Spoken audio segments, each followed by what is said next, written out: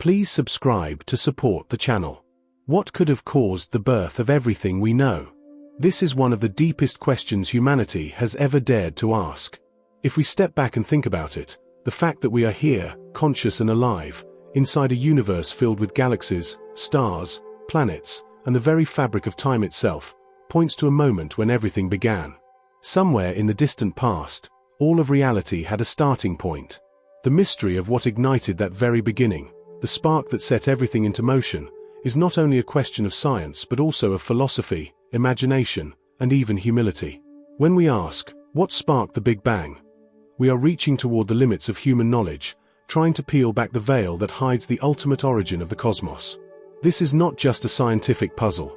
It is a profound exploration into the nature of existence itself. The Big Bang is the central idea that scientists use to describe how our universe came to be. About 13.8 billion years ago, the universe was unimaginably hot and dense. Then, in an instant, space itself began expanding. It wasn't an explosion that scattered material into empty space. It was the very fabric of space-time stretching and unfolding. Galaxies, stars, and planets formed only billions of years later, but the moment of expansion was the birth of everything. In its earliest stage, the universe was a seething plasma of particles and radiation, constantly colliding, far too hot for atoms to exist. Over time, as expansion continued, it cooled. That cooling allowed matter to take shape, light to move freely, and the first cosmic structures to form. When cosmologists talk about the Big Bang, they don't mean a bang in the everyday sense, but rather the mathematical description of how space and time evolved from an earlier, denser state into what we see today. To picture this, think less about fireworks bursting in the sky and more about a balloon being inflated, except it's not just matter moving outward, it's the balloon of space itself getting larger.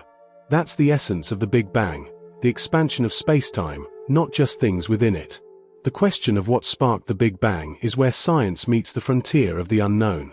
We can describe with high precision what happened after the expansion began, how matter formed, how stars and galaxies emerged, and even how light from the earliest moments still echoes through the universe as the cosmic microwave background. But when we ask what started it all, we step into a realm without a final answer. Different theories attempt to explain the trigger, ranging from quantum fluctuations to higher dimensional collisions, but none have yet given a complete, experimentally proven explanation. The truth is, when scientists address this question, they are not claiming certainty. Instead, they're mapping possibilities, guided by mathematics, evidence, and imagination. The fact that this question is still open doesn't mean it's unscientific. It means that science is still unfolding, still in pursuit of understanding something larger than we've ever fully grasped before. One of the most common misconceptions about the Big Bang is that it was like a gigantic explosion in space. This is easy to imagine, but it's misleading.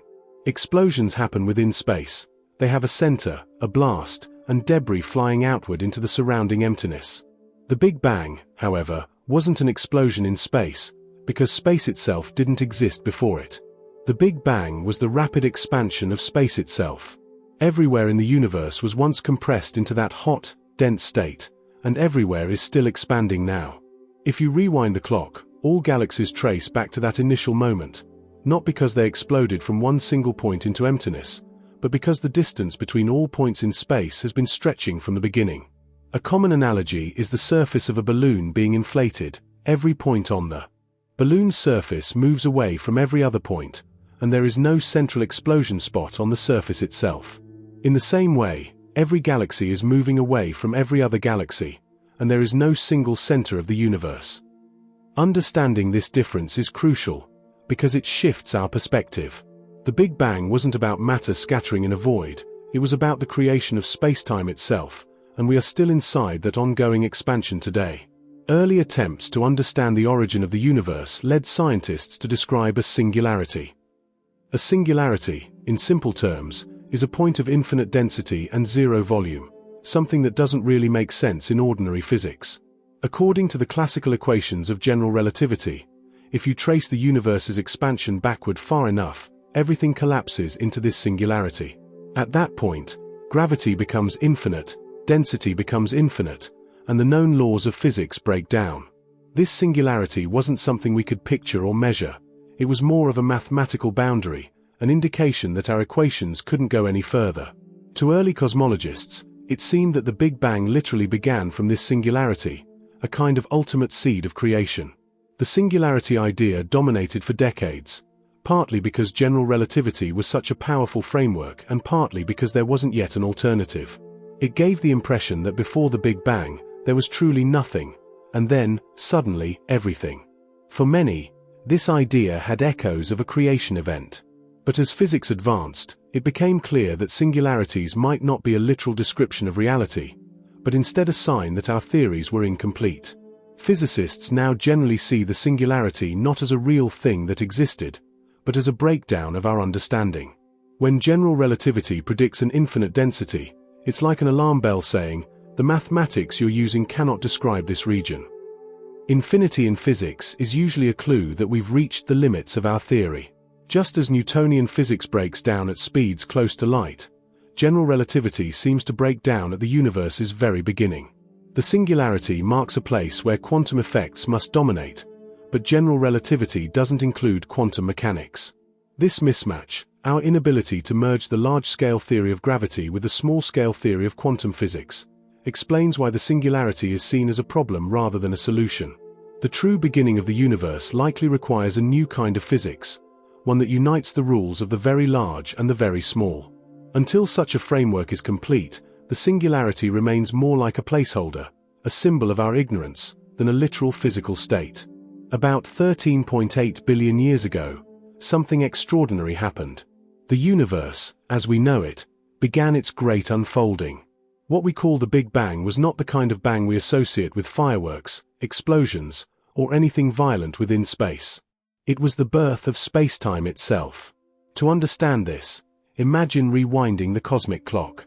Galaxies that are now separated by billions of light-years would have once been pressed together in an unimaginably hot, dense state.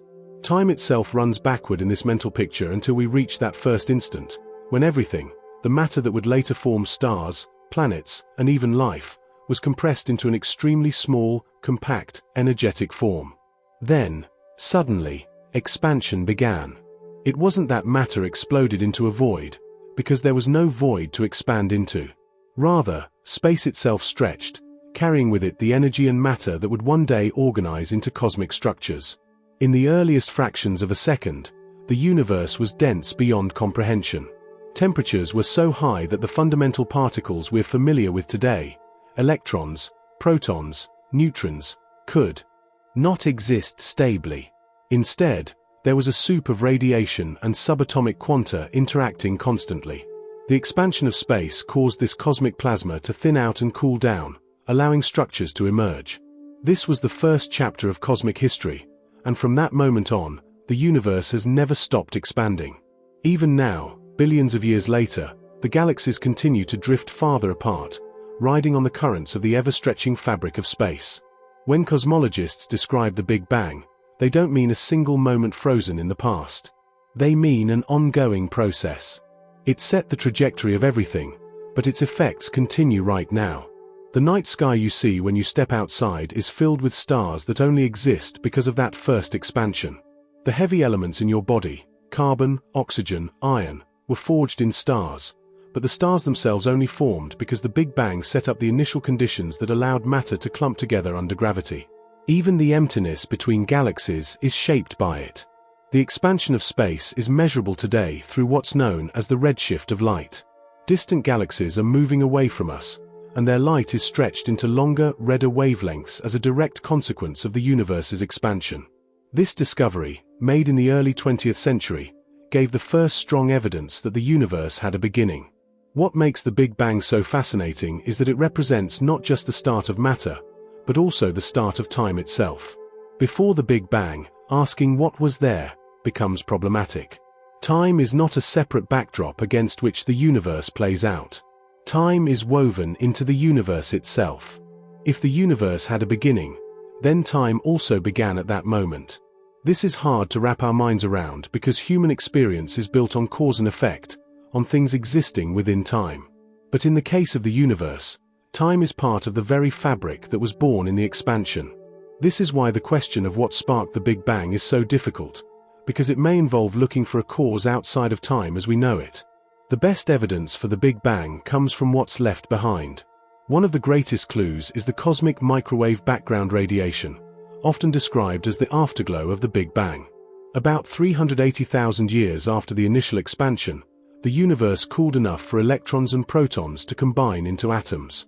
At that moment, light was finally free to travel without constantly scattering off charged particles. That light has been journeying through the cosmos ever since, stretched into microwaves by the ongoing expansion of space. Today, it fills the entire universe and can be detected from every direction. This cosmic radiation is like a fossilized picture of the infant universe, giving us a snapshot of conditions when it was still very young. When we say the Big Bang happened 13.8 billion years ago, that number comes from precise measurements of this radiation combined with the rate of expansion we observe in galaxies. Scientists can run the equations backward and see how long it would take for everything to converge. The number is astonishing not only for its precision but also for its implication. Our universe has a finite age. It had a starting point. Unlike myths or philosophies that imagine the cosmos as eternal and unchanging, the Big Bang tells us that there was once a time when the universe itself was smaller, hotter, and denser, and that before that state, the question of before may not even make sense. One of the most striking consequences of this model is that the universe has a history written into its very structure. The galaxies we see now formed gradually as matter cooled and gravity pulled it together. Stars lit up, lived their lives, and exploded, seeding space with heavier elements. Planets formed around new stars. Life emerged at least once, on one small rocky world. All of that was encoded in the conditions set by the Big Bang. It was the first domino to fall, setting into motion everything else. And yet, the story is not only about what came after, but about the mystery of how it all started. When we talk about the Big Bang as the expansion of space-time, it's crucial to remember that this event did not happen at one location. It happened everywhere. Every point in the universe was once packed into that dense early state. As expansion occurred, every point moved away from every other point. This is why there is no center to the universe, no single location where the Big Bang happened. The center is everywhere. This challenges our intuition, because in everyday life, explosions and expansions always have a center. But the universe doesn't behave like that. It's not an explosion in space, it's the growth of space itself. To grasp this, physicists often use the analogy of raisin bread dough rising in an oven. Imagine raisins scattered through dough. As the dough expands, every raisin moves away from every other raisin. From the perspective of any one raisin, it seems like everything is moving away, but there is no special raisin at the center. The expansion is uniform. In the same way, every galaxy sees every other galaxy moving away. It's a profound realization, because it means the laws of physics are the same everywhere, and no location in the cosmos is privileged.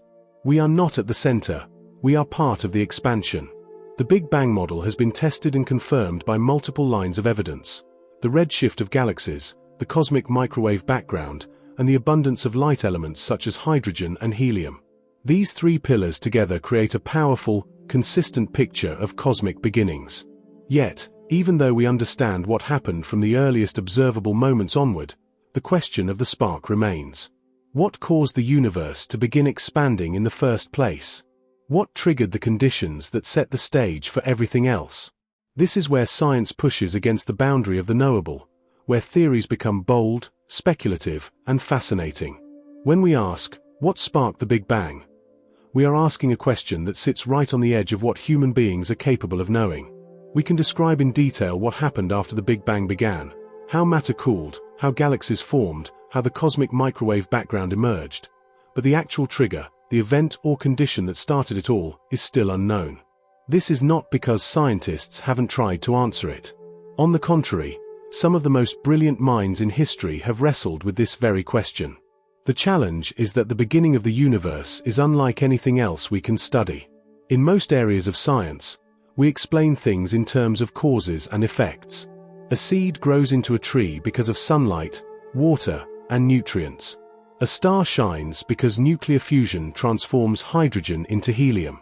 But the origin of the universe involves time, space, matter, and energy all at once. If time itself began at the Big Bang, then asking what came before is like asking what's north of the North Pole. It may not be a question with a meaningful answer in the way we usually think. Still, scientists are not content to leave it at that. Instead, they frame the question differently. What theories could account for the conditions that led to the Big Bang? This is where imagination, mathematics, and observation all come together. Instead of claiming certainty, cosmologists propose models, ways the universe might have emerged. Some of these models suggest that quantum fluctuations in a primordial vacuum could have ignited expansion. Others suggest that what we call the beginning may not be the true beginning at all, but just one phase in a larger cosmic cycle. Some even propose that our universe is one bubble among many, each with its own Big Bang. None of these ideas are proven, but all of them represent humanity's effort to move closer to understanding. It's important to recognize that science doesn't shy away from the unknown. In fact, the unknown is where science thrives. The absence of a final answer doesn't mean the question is unanswerable. It means we're still building the tools, gathering the evidence, and refining the theories that might one day give us a clearer picture. Asking what sparked the Big Bang is not just about curiosity, it's about testing the limits of physics itself. It forces us to confront the boundaries between relativity and quantum mechanics, between the vast and the tiny, between what can be observed and what can only be inferred. These boundaries are exactly where revolutions in science often happen. There's also a subtlety in how the question is framed. When we ask what sparked something, we're looking for a cause, like a match lighting a fire. But the origin of the universe may not have a cause in that same sense. It may not be about something happening in time that produced the universe. Instead, it may be about the conditions that define the very possibility of time and space. This shifts the conversation away from looking for a single event, like a spark, toward exploring deeper structures of reality. Laws of physics, quantum fields, or geometries that might exist beyond what we can directly observe. For example, some theories suggest that what we call nothing is not really nothing at all. In physics, a vacuum is not an empty void but a seething field of potential energy. Tiny fluctuations constantly appear and disappear, even in what seems like empty space. Perhaps the universe emerged from such fluctuations. Other theories suggest that the Big Bang might have been the result of two higher-dimensional surfaces colliding, or that it could be the latest bounce in an endless cycle of contractions and expansions. Each of these attempts is not just speculation pulled from the air, they are grounded in mathematical frameworks that extend from what we know about physics today. But even with all these possibilities, we must be honest, we don't yet know the answer. The spark of the Big Bang remains an open question. Some scientists even suggest that it may be forever beyond our reach, not because the universe is trying to hide it, but because the very nature of the question lies outside what observation can test. Others are more optimistic, believing that new discoveries, gravitational waves from the earliest moments, or insights from particle physics experiments, may eventually bring the spark into clearer focus. Either way, the search continues. And that search itself is a powerful part of the human story. To keep asking, to keep exploring, even when the horizon seems endlessly far away. One of the most common misunderstandings about the Big Bang is that people imagine it as a giant explosion. It's easy to see why. The very word bang suggests something violent, like a bomb going off in the middle of nothingness, scattering debris outward in all directions. If you picture it that way, you might imagine there was some empty void waiting, and suddenly, matter and energy exploded into it. But that picture, while dramatic, is not what actually happened. The Big Bang was not an explosion in space, it was the expansion of space itself.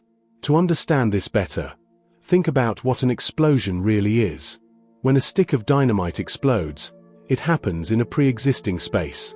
The surrounding air and ground are already there, and the explosion pushes fragments outward into that surrounding environment. The explosion has a center, and everything flies away from that center into space that already exists. But the Big Bang is fundamentally different. It did not happen in space, it happened to space. Before the Big Bang, there was no room into which the universe could expand. Space-time itself, the stage on which everything happens, was born in the expansion. Instead of particles being thrown into an empty void, the void itself was created along with the particles. Imagine a balloon being inflated. On the surface of the balloon, Dots are drawn to represent galaxies. As the balloon expands, every dot moves away from every other dot. But notice something important. The dots aren't flying off the surface into an empty room. They remain on the surface, and it's the surface itself that is stretching. There is no center of the expansion on the surface of the balloon, and no edge. Every point on the surface sees every other point moving away. Our universe behaves in a similar way, except instead of the two-dimensional surface of a balloon, it's the three-dimensional fabric of space itself that is stretching. This is why astronomers observe galaxies moving away from us in every direction. It isn't because we are at the center of some cosmic explosion. It's because all galaxies are caught in the expansion of space. From the perspective of any galaxy, the same thing is observed. All others recede. The center of the Big Bang is not a location within space. It is every point in space. This is a profound shift in thinking, because it means we are not looking outward from a central blast zone. We are participants in the expansion of the universe itself. Another way to think about it is in terms of light. When light travels across an expanding universe, the very fabric of space through which it moves stretches. This stretching changes the wavelength of the light, making it longer and redder. This is what astronomers call redshift, and it's one of the key pieces of evidence for expansion. If the universe was simply an explosion within static space, we wouldn't see this stretching of light in the same way. The redshift tells us that the underlying fabric of reality is expanding, not just matter flying apart. It's also worth clarifying that the Big Bang didn't happen at a single spot in the universe that we could point to today. Because space itself was created in the process, the expansion happened everywhere simultaneously. If you trace the universe backward in time, everything gets denser and hotter, but it doesn't collapse to one location within space. Instead, it collapses to a state where space itself had no size. This is why cosmologists sometimes say the Big Bang happened everywhere at once. This distinction matters, because misunderstanding the Big Bang as an explosion can lead to deeper confusion. For example, people often ask, if the universe is expanding, what is it expanding into? But that question assumes there's some larger void outside our universe into which it's growing. If we remember that the Big Bang was an expansion of space itself, the question changes. The universe isn't expanding into something, it's creating more of itself as it expands. The outside doesn't exist in the same way we think of outside a balloon. The balloon analogy helps, but it has a limit. In reality, the universe doesn't need a surrounding environment. The expansion is self-contained. Understanding that the Big Bang was an expansion of space rather than an explosion also reshapes how we think about time. In an explosion, there's a before and an after. A firecracker exists before it explodes, and the explosion marks a transition. But in the case of the Big Bang, time itself came into existence with the expansion. There was no before in the ordinary sense. The question of what happened before the Big Bang may not have a straightforward answer because there was no time in which a before could exist. Time is part of what was created. So when we strip away the misleading metaphor of an explosion, the Big Bang becomes something even more profound. It's not a chaotic blast scattering debris into emptiness. It's the birth of space, time, matter, and energy. Every atom in your body, every galaxy in the night sky, every second on your clock, all of it is part of that expansion. Far from being a destructive act, the Big Bang was a creative one, setting the stage for all the structure and order that would eventually emerge. What began as a nearly uniform sea of energy would, over billions of years, give rise to galaxies, stars, planets, and life itself. This correction in perspective, understanding the Big Bang not as an explosion but as an expansion, is one of the most important steps in grasping modern cosmology. It challenges our intuition, because our everyday experience doesn't give us examples of space itself expanding. Yet this is what the evidence shows us, and it's the framework within which all further theories about the spark of the Big Bang must be considered. When scientists first began to trace the universe's history backward using the equations of general relativity, they discovered something startling. The math seemed to lead to a single, inevitable conclusion. If you keep rewinding the cosmic expansion, all the matter, energy, and space itself would collapse into a state of infinite density and zero volume. This hypothetical point was called a singularity. It represented a condition where the known laws of physics no longer worked, because values like density, temperature, and curvature of spacetime would blow up to infinity. Early models of the Big Bang suggested that the universe literally began from such a singularity, a single point from which everything emerged. To picture what this means, imagine the universe as it is today, vast, filled with galaxies separated by billions of light-years. Now imagine running time in reverse. Galaxies move closer together, stars cluster more tightly, and the space between everything shrinks. If you continue this reversal far enough, all distances shrink to zero. The result is that every part of the universe converges to the same location in both space and time. At that instant, space itself has no extension, and the density becomes infinite. That mathematical conclusion is what gave rise to the singularity idea. It's important to remember that the singularity was not something anyone had ever observed directly. It was a theoretical outcome of applying Einstein's equations to the whole universe. General relativity is incredibly successful at describing how gravity works on large scales, how planets orbit, how black holes form, how light bends around massive objects. But when cosmologists applied it to the early universe, it seemed to say that the universe started from an infinitely small, infinitely dense state. At first, many scientists accepted this at face value, since the equations were otherwise so powerful. The singularity idea was also reinforced by discoveries in astronomy. In the 1920s, Edwin Hubble observed that galaxies are receding from us, with more distant galaxies moving faster. This suggested the universe was expanding. If the universe is expanding today, then it must have been smaller in the past. The logical extension was that at some finite time ago, it had been infinitely small. That finite time was identified as the beginning of the universe, what we now call the Big Bang. The singularity became the placeholder for that moment, the mathematical boundary at the start of time. For decades, the singularity dominated cosmological thought. It seemed to offer a neat, if somewhat mysterious, starting point. The universe, in this view, had a definite birth, a singular event where time and space themselves came into existence. For some, this idea resonated. With philosophical or even theological interpretations of creation, a true beginning to everything. The concept of a singularity gave the Big Bang a kind of sharpness, a definitive marker that separated the past from the present. But what does it really mean to say infinite density?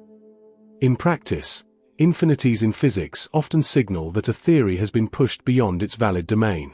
Infinite density is not something we can measure, nor something we think nature literally produces. It's a mathematical flag that tells us, the equations you are using no longer apply under these conditions. Just as a calculator gives an error when you try to divide by zero, the appearance of infinity in cosmology suggests that our understanding of physics breaks down at the earliest moment of the universe. Still, in those early decades, the singularity was the best concept available. It gave cosmologists a starting point for describing everything that came after. From the singularity, the universe expanded, cooled, and developed structure. The cosmic microwave background, the radiation left over from the early universe, seemed to confirm that the universe once was incredibly hot and dense. The singularity provided a simple way to describe that initial condition, even if it was understood more as a boundary of knowledge than as a physical object.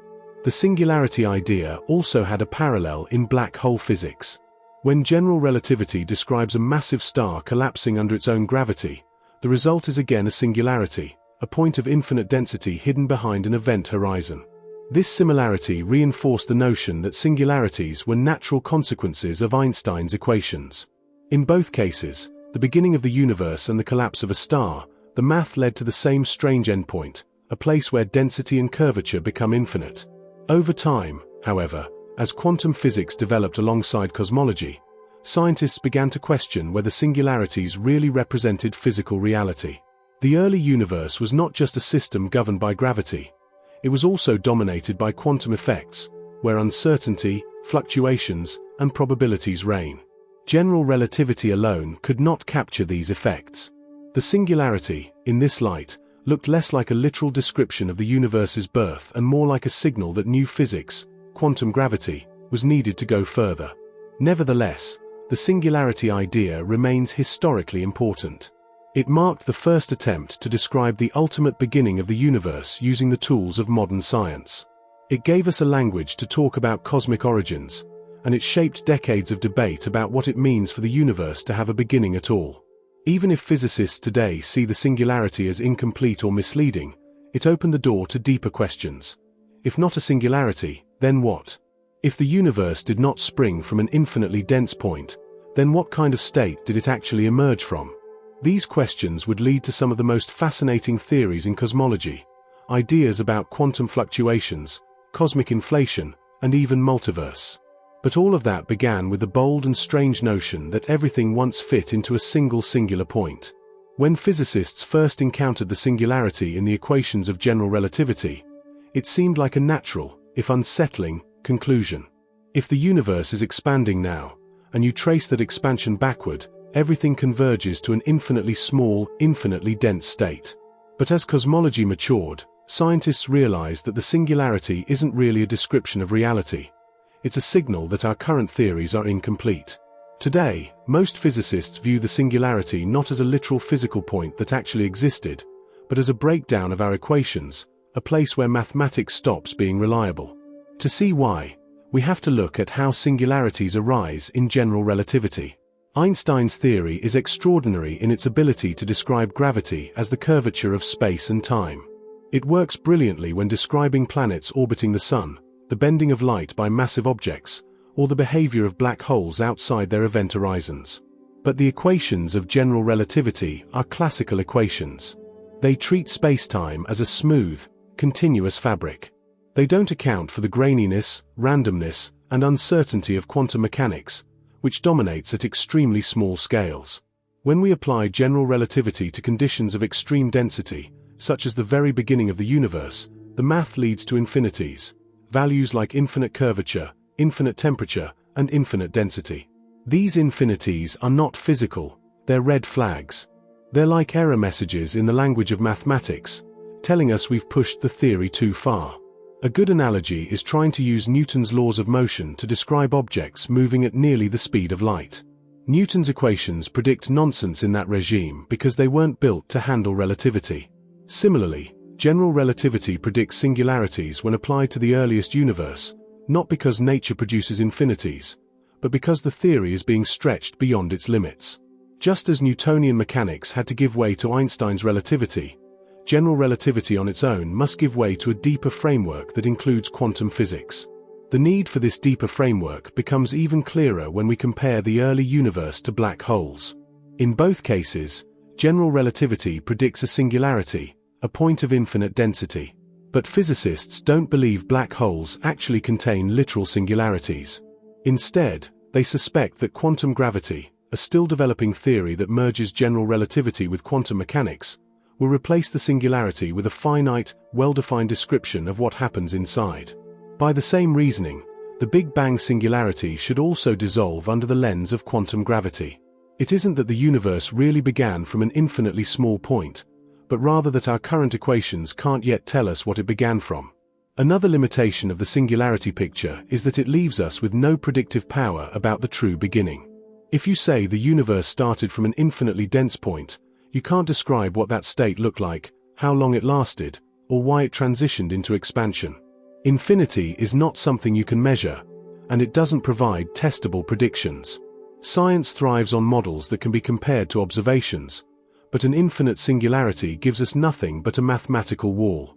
That's unsatisfying for physicists, because it means we can't explain what sparked the Big Bang or what conditions existed at the very first instant. This is why modern cosmologists interpret the singularity as a boundary of knowledge, not as a real physical state. It marks the point where general relativity collapses under the weight of quantum effects. At extremely high energies and densities, particles and fields behave in ways that classical theories can't capture. Quantum fluctuations, uncertainty principles, and probabilistic laws become dominant. To describe the earliest universe, we need a theory that unites relativity's smooth spacetime with quantum mechanics' granular, probabilistic nature. This is what scientists mean by quantum gravity, and several candidate theories, like string theory and loop quantum gravity, are actively exploring it. It's also worth noting that even observational evidence pushes us away from the idea of a true singularity. The cosmic microwave background shows us the universe when it was about 380,000 years old, already vast, expanding, and cooling. We can extrapolate backward using physics, but only until we reach a point where our theories break down. Roughly a fraction of a second after the Big Bang. Beyond that, the singularity appears in our equations, but not in any measurable way. It's like hitting the blank edge of a map, the known world ends, and we are left with "here be dragons." The singularity isn't the dragon itself, it's the absence of knowledge about what lies beyond. For these reasons, modern physicists approach the singularity with caution. It isn't taken as a literal description of the universe's origin but as a challenge to find the theory that replaces it. Just as relativity replaced Newtonian mechanics in extreme conditions, and quantum mechanics replaced classical physics at atomic scales, something new must replace the singularity at the beginning of time. That something could reveal whether the universe truly had a beginning, whether it emerged from a quantum fluctuation, whether it has cycled through many bounces, or whether it is one bubble in a much larger multiverse. The singularity, then, is less a solution and more a signpost. It points toward the frontier of knowledge, where new physics must emerge. And while it once seemed like the final word on the Big Bang, today it is seen as an invitation to go deeper, to search for the missing pieces of the cosmic puzzle. What started as a simple mathematical point of infinite density has now become a doorway into some of the most exciting questions in science. What is space-time made of? How do gravity and quantum mechanics fit together? And what truly sparked the beginning of the universe? When the singularity was first proposed, it gave a neat, if unsatisfying, answer.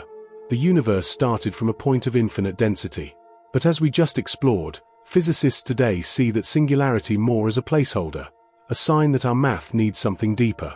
One of the first ideas that emerged as an alternative was the possibility that quantum mechanics itself, with its strange and counterintuitive rules, might hold the key. Instead of imagining the universe beginning from an infinitely dense point, scientists began to consider that the Big Bang might have been sparked by something far subtler, tiny quantum fluctuations. To understand this, we have to step into the quantum world, a place where certainty dissolves into probabilities.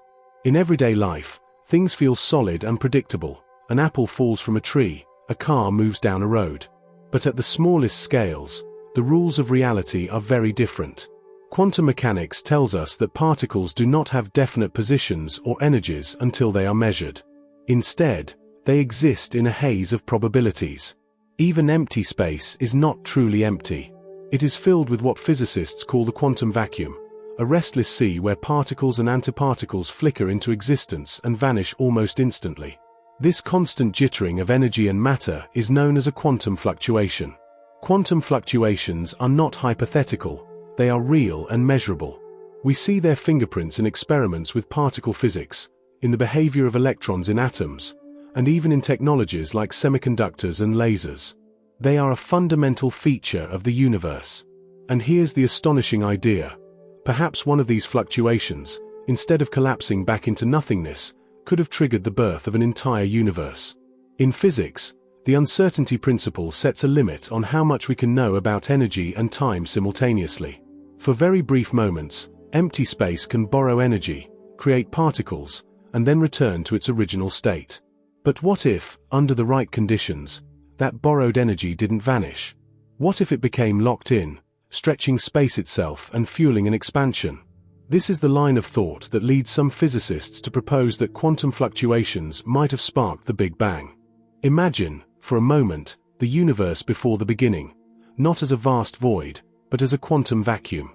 In this vacuum, fluctuations are constantly bubbling, popping in and out of existence. Most of them are fleeting, harmless, and vanish as quickly as they appear. But suppose one of those fluctuations contained just the right amount of energy. Suppose it triggered a runaway process, where instead of collapsing, it expanded, creating more and more space as it grew. That expansion could be what we now call the Big Bang, the birth of space-time itself from a tiny quantum tremor. This idea is supported by evidence we see in the structure of the universe today. The tiny irregularities imprinted in the cosmic microwave background, the faint ripples in temperature across the sky, are thought to be the frozen traces of quantum fluctuations stretched to cosmic scales. These ripples became the seeds for galaxies and clusters of galaxies. Without them, the universe would be perfectly smooth, with no structure at all. In other words, The very fact that stars and planets exist may be a direct consequence of quantum fluctuations in the earliest moments of cosmic history. One of the most elegant features of this idea is that it provides a natural mechanism for creation without requiring an external spark in the traditional sense. Instead of needing something outside the universe to ignite it, the laws of quantum mechanics themselves could generate universes. Quantum fluctuations are a property of the vacuum. They don't need anything else to exist. If the universe is born from such a fluctuation, then its origin lies not in a cause outside of physics, but in the restless energy built into the fabric of reality. However, this idea also raises profound questions. If quantum fluctuations can create universes, does that mean ours is not unique? Could fluctuations in some larger background reality be constantly giving rise to many universes, each with its own properties? And if so, what determines which fluctuations last and grow, and which collapse back into nothing? These questions touch on the multiverse concept, which we'll explore later, but the seeds of that idea are here, in the recognition that quantum fluctuations could be powerful enough to spark everything. There is also the philosophical challenge. When we say the universe may have come from a fluctuation in a quantum vacuum, we are not saying it came from nothing in the everyday sense. The quantum vacuum is not nothing. It is a structured, energetic state with rules, properties, and possibilities. In this sense, the question of what sparked the Big Bang becomes entangled with the question of what underlies the quantum vacuum itself. Why do fluctuations exist at all? Why are the laws of quantum mechanics the way they are? Even if quantum fluctuations can explain how expansion began, they may not tell us why the vacuum exists in the first place. Still, the idea that a tiny quantum ripple could ignite a universe is one of the most striking and beautiful insights of modern physics. It replaces the harsh, incomprehensible singularity with something we can begin to understand through experiments and mathematics. It connects the smallest scales of reality with the largest, the jitter of subatomic particles with the sweep of galaxies across billions of light-years. And it suggests that the spark of the Big Bang may not have been a fireball or an explosion, but a whisper in the quantum foam, amplified until it became everything. When most of us hear the word nothing, we imagine absolute emptiness, a perfect void with no matter, no light, no sound, no energy, and no activity. But in physics, nothing is never truly nothing. What scientists call a vacuum, the emptiest possible state of space, is far from being. Even when we strip away all particles and radiation, space itself hums with an irreducible amount of energy. This is not just theory, it has been measured. One of the clearest demonstrations is the Casimir effect, where two metal plates placed very close together in a vacuum experience a tiny but measurable force pulling them toward each other. This force arises from the quantum fluctuations of the vacuum between the plates. The Casimir effect shows that vacuum energy is real, not just a mathematical trick. It is built into the very nature of space. Now, here's where it connects to cosmology. If even empty space contains energy, then perhaps this vacuum energy could fuel the expansion of space itself. In fact, in modern cosmology, vacuum energy is often invoked to explain dark energy, the mysterious force that is causing the universe's expansion to accelerate today. But if vacuum energy can drive expansion now, why couldn't it have also driven the universe's birth? Some theories suggest that the Big Bang itself may have been triggered by the release or transformation of vacuum energy. One way to picture this is to imagine the vacuum not as flat and featureless but as a landscape with hills and valleys. A field sitting in a false vacuum, a temporary high-energy state, may look stable, but it can eventually decay to a lower energy state. When that decay happens, enormous amounts of energy can be released. If the universe began in such a false vacuum, its decay could have unleashed the energy that drove the initial expansion, what we call the Big Bang.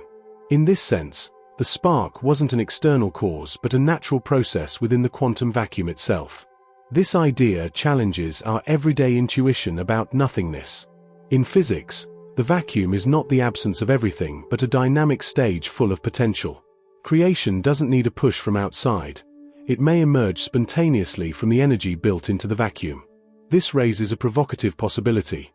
Perhaps the Big Bang was not the moment something came from nothing, but rather the moment when the energy of the vacuum transformed into the universe we now inhabit. The concept of vacuum energy also reshapes how we think about stability. If the vacuum can exist in different states, then the universe may not be as permanent as it seems. Some physicists have even speculated that our current vacuum is metastable, a false vacuum that could one day decay into a lower energy state. If that happened, the very laws of physics would change, and the universe as we know it would be destroyed in an instant. While this is not something to fear in practical terms, the timescales are unimaginably long. It highlights how deeply vacuum energy is tied to the fabric of existence itself. So when we ask, what sparked the Big Bang? Vacuum energy gives us a remarkable answer. The spark may have been within the vacuum all along. The quantum vacuum, with its fluctuations and irreducible energy, may have been the raw material from which universes can emerge. Instead of requiring an outside agent, creation could be a built-in feature of reality. If that's true, then our universe is not an inexplicable accident but one possible outcome of the restless energy of the vacuum. But even this answer opens deeper questions. If vacuum energy can create universes, why does it exist at all? Why does the quantum vacuum have the properties it does, and not others? And what, if anything, underlies the vacuum itself? These questions remind us that every time science explains one mystery, it often uncovers another. Yet the concept of vacuum energy remains one of the most powerful tools we have in probing the mystery of the Big Bang. It shows us that nothing in physics is far more active, fertile, and creative than we ever imagined. One of the most revolutionary ideas in modern cosmology came in the early 1980s, when physicists proposed that the Big Bang might not have been just a simple expansion, but that it was preceded, or perhaps even ignited, by a phase of hyperrapid expansion called cosmic inflation. Inflation theory suggests that in the tiniest fraction of a second after the universe came into being, space itself expanded exponentially, ballooning in size far faster than the speed of light. This doesn't mean matter was moving through space faster than light, which would violate relativity, but rather that space itself was stretching at such a rate that distances between points grew unimaginably quickly. To put it in perspective, imagine a microscopic patch of space smaller than an atom suddenly expanding to something many times larger than the entire observable universe today, all within less than a trillionth of a second. That's the scale of what inflation proposes. And while this may sound almost too wild to believe, the theory was designed to solve several major puzzles that the original Big Bang model left unexplained. The first puzzle is called the horizon problem. When we look at the cosmic microwave background radiation, the afterglow of the Big Bang, we see that it is almost perfectly uniform in temperature across the entire sky. Regions separated by vast distances have the same conditions, even though they are so far apart that, under normal expansion, they could never have communicated with each other. There simply hasn't been enough time for light or heat to travel between those regions and even out their temperatures. And yet, the universe is astonishingly smooth. Inflation explains this by suggesting that before the rapid expansion, all those regions were once close together and could exchange energy, reaching a uniform state. Then inflation stretched them apart, preserving that uniformity across the cosmos. The second puzzle is the flatness problem. Observations show that the geometry of the universe is extremely close to flat, meaning that parallel lines remain parallel even over cosmic scales. But for the universe to be so flat today, its initial conditions would have had to be fine-tuned with incredible precision. Inflation solves this because exponential expansion would stretch out any initial curvature, making the universe appear flat, just as the curved surface of a balloon can look flat if you zoom in on a small enough patch. The third puzzle inflation addresses is the problem of relics. Early theories of the Big Bang suggested that exotic particles and defects, like magnetic monopoles, should be abundant. Yet we don't observe them. Inflation neatly explains this by expanding the universe so rapidly that any such relics would have been diluted to negligible densities, effectively erasing them from view. But inflation doesn't just solve problems, it also makes predictions, and that's where it becomes especially powerful. One of its key predictions is that tiny quantum fluctuations, which we discussed earlier, would be stretched to cosmic scales during inflation. These fluctuations would leave imprints in the cosmic microwave background as slight variations in temperature, and those imprints would later grow into the galaxies and cosmic structures we see today. Remarkably, when scientists studied the microwave background in detail, they found exactly these kinds of patterns. Faint, tiny variations that match the statistical properties predicted by inflation. In this sense, the theory isn't just a patch for the Big Bang, it has gained credibility because it predicts observable features of the universe. So what is the engine that drives inflation? The idea is that a special kind of energy field, often called the inflaton field, dominated the universe in its earliest instant. This field had a very high energy density, and as it decayed, it released that energy into the particles and radiation that would eventually make up the universe. The inflaton field itself is still hypothetical. We haven't detected it directly, but it provides a mechanism by which inflation could occur. During this brief but intense phase, the inflaton field caused space to expand exponentially. When inflation ended, the field decayed into ordinary particles, effectively igniting the hot, dense state of the Big Bang. In other words, inflation may not just have preceded the Big Bang, it may have triggered what we think of as the Big Bang itself. Inflation is a bold theory, and while it explains much, it also raises profound new questions. For instance, why did inflation start? What determined how long it lasted? And what exactly is the inflaton field? Some versions of the theory even suggest that inflation might not stop everywhere at once. Instead, it could continue indefinitely in some regions, creating a multiverse of bubble universes, each with its own Big Bang. In that picture, our universe is just one bubble where inflation happened to end, allowing galaxies, stars, and life to form. The idea of cosmic inflation is still debated, and physicists are searching for more direct evidence. One of the most exciting tests involves looking for a very particular kind of signal in the polarization of the cosmic microwave background, caused by gravitational waves from inflation's violent expansion. Detecting those signals would provide strong evidence that inflation really happened. Scientists are building increasingly sensitive experiments to search for these signatures, though the data so far has not given a definitive answer. Regardless of the outcome, inflation theory has already transformed cosmology. It shows that the spark of the Big Bang may not have been a simple one-time explosion but part of a deeper process, one where quantum fields and vacuum energy shaped the very birth of the universe. Instead of a chaotic beginning, inflation suggests a smooth, controlled unfolding, a rapid stretching of space that prepared the universe for everything to come. And while the mystery of what started inflation remains unsolved, the idea has given us one of the most compelling windows into how the cosmos could have taken its first breath. If cosmic inflation really did occur, it elegantly explains some of the most perplexing puzzles of cosmology. It tells us why the universe looks so uniform, why it is so flat, and how tiny quantum jitters became the seeds of galaxies. But just as we begin to feel we've grasped something profound, another, even deeper question surfaces. What started inflation in the first place? If inflation is the engine that set off the Big Bang as we know it, then what turned the key in that engine? Inflation is often described as being driven by a mysterious energy field called the inflaton. This field is hypothesized to have filled the very early universe, storing enormous amounts of energy. When the inflaton field sat at a high energy state, it fueled the exponential stretching of space. Then, when it decayed into a lower energy state, that energy was converted into particles, radiation, and everything we now see around us. But here lies the enigma. What caused the inflaton field to exist in the first place, and why did it suddenly turn on to drive inflation? One possibility is that inflation might have been triggered by the quantum nature of reality itself. In quantum mechanics, states can shift randomly due to fluctuations. It's conceivable that the inflaton field was nudged into a high-energy state by such a fluctuation, and once it was there, runaway expansion began. In this view, inflation doesn't require a deliberate spark. It could have arisen naturally from the restless energy of the quantum vacuum. If this is true, then inflation might be less like an intentional ignition and more like a spontaneous phase transition, similar to how water spontaneously freezes when the conditions are right. Another line of thought suggests that inflation might be eternal in some sense. In this scenario, inflation is not a one-time event but a process that keeps happening in different regions of a larger reality.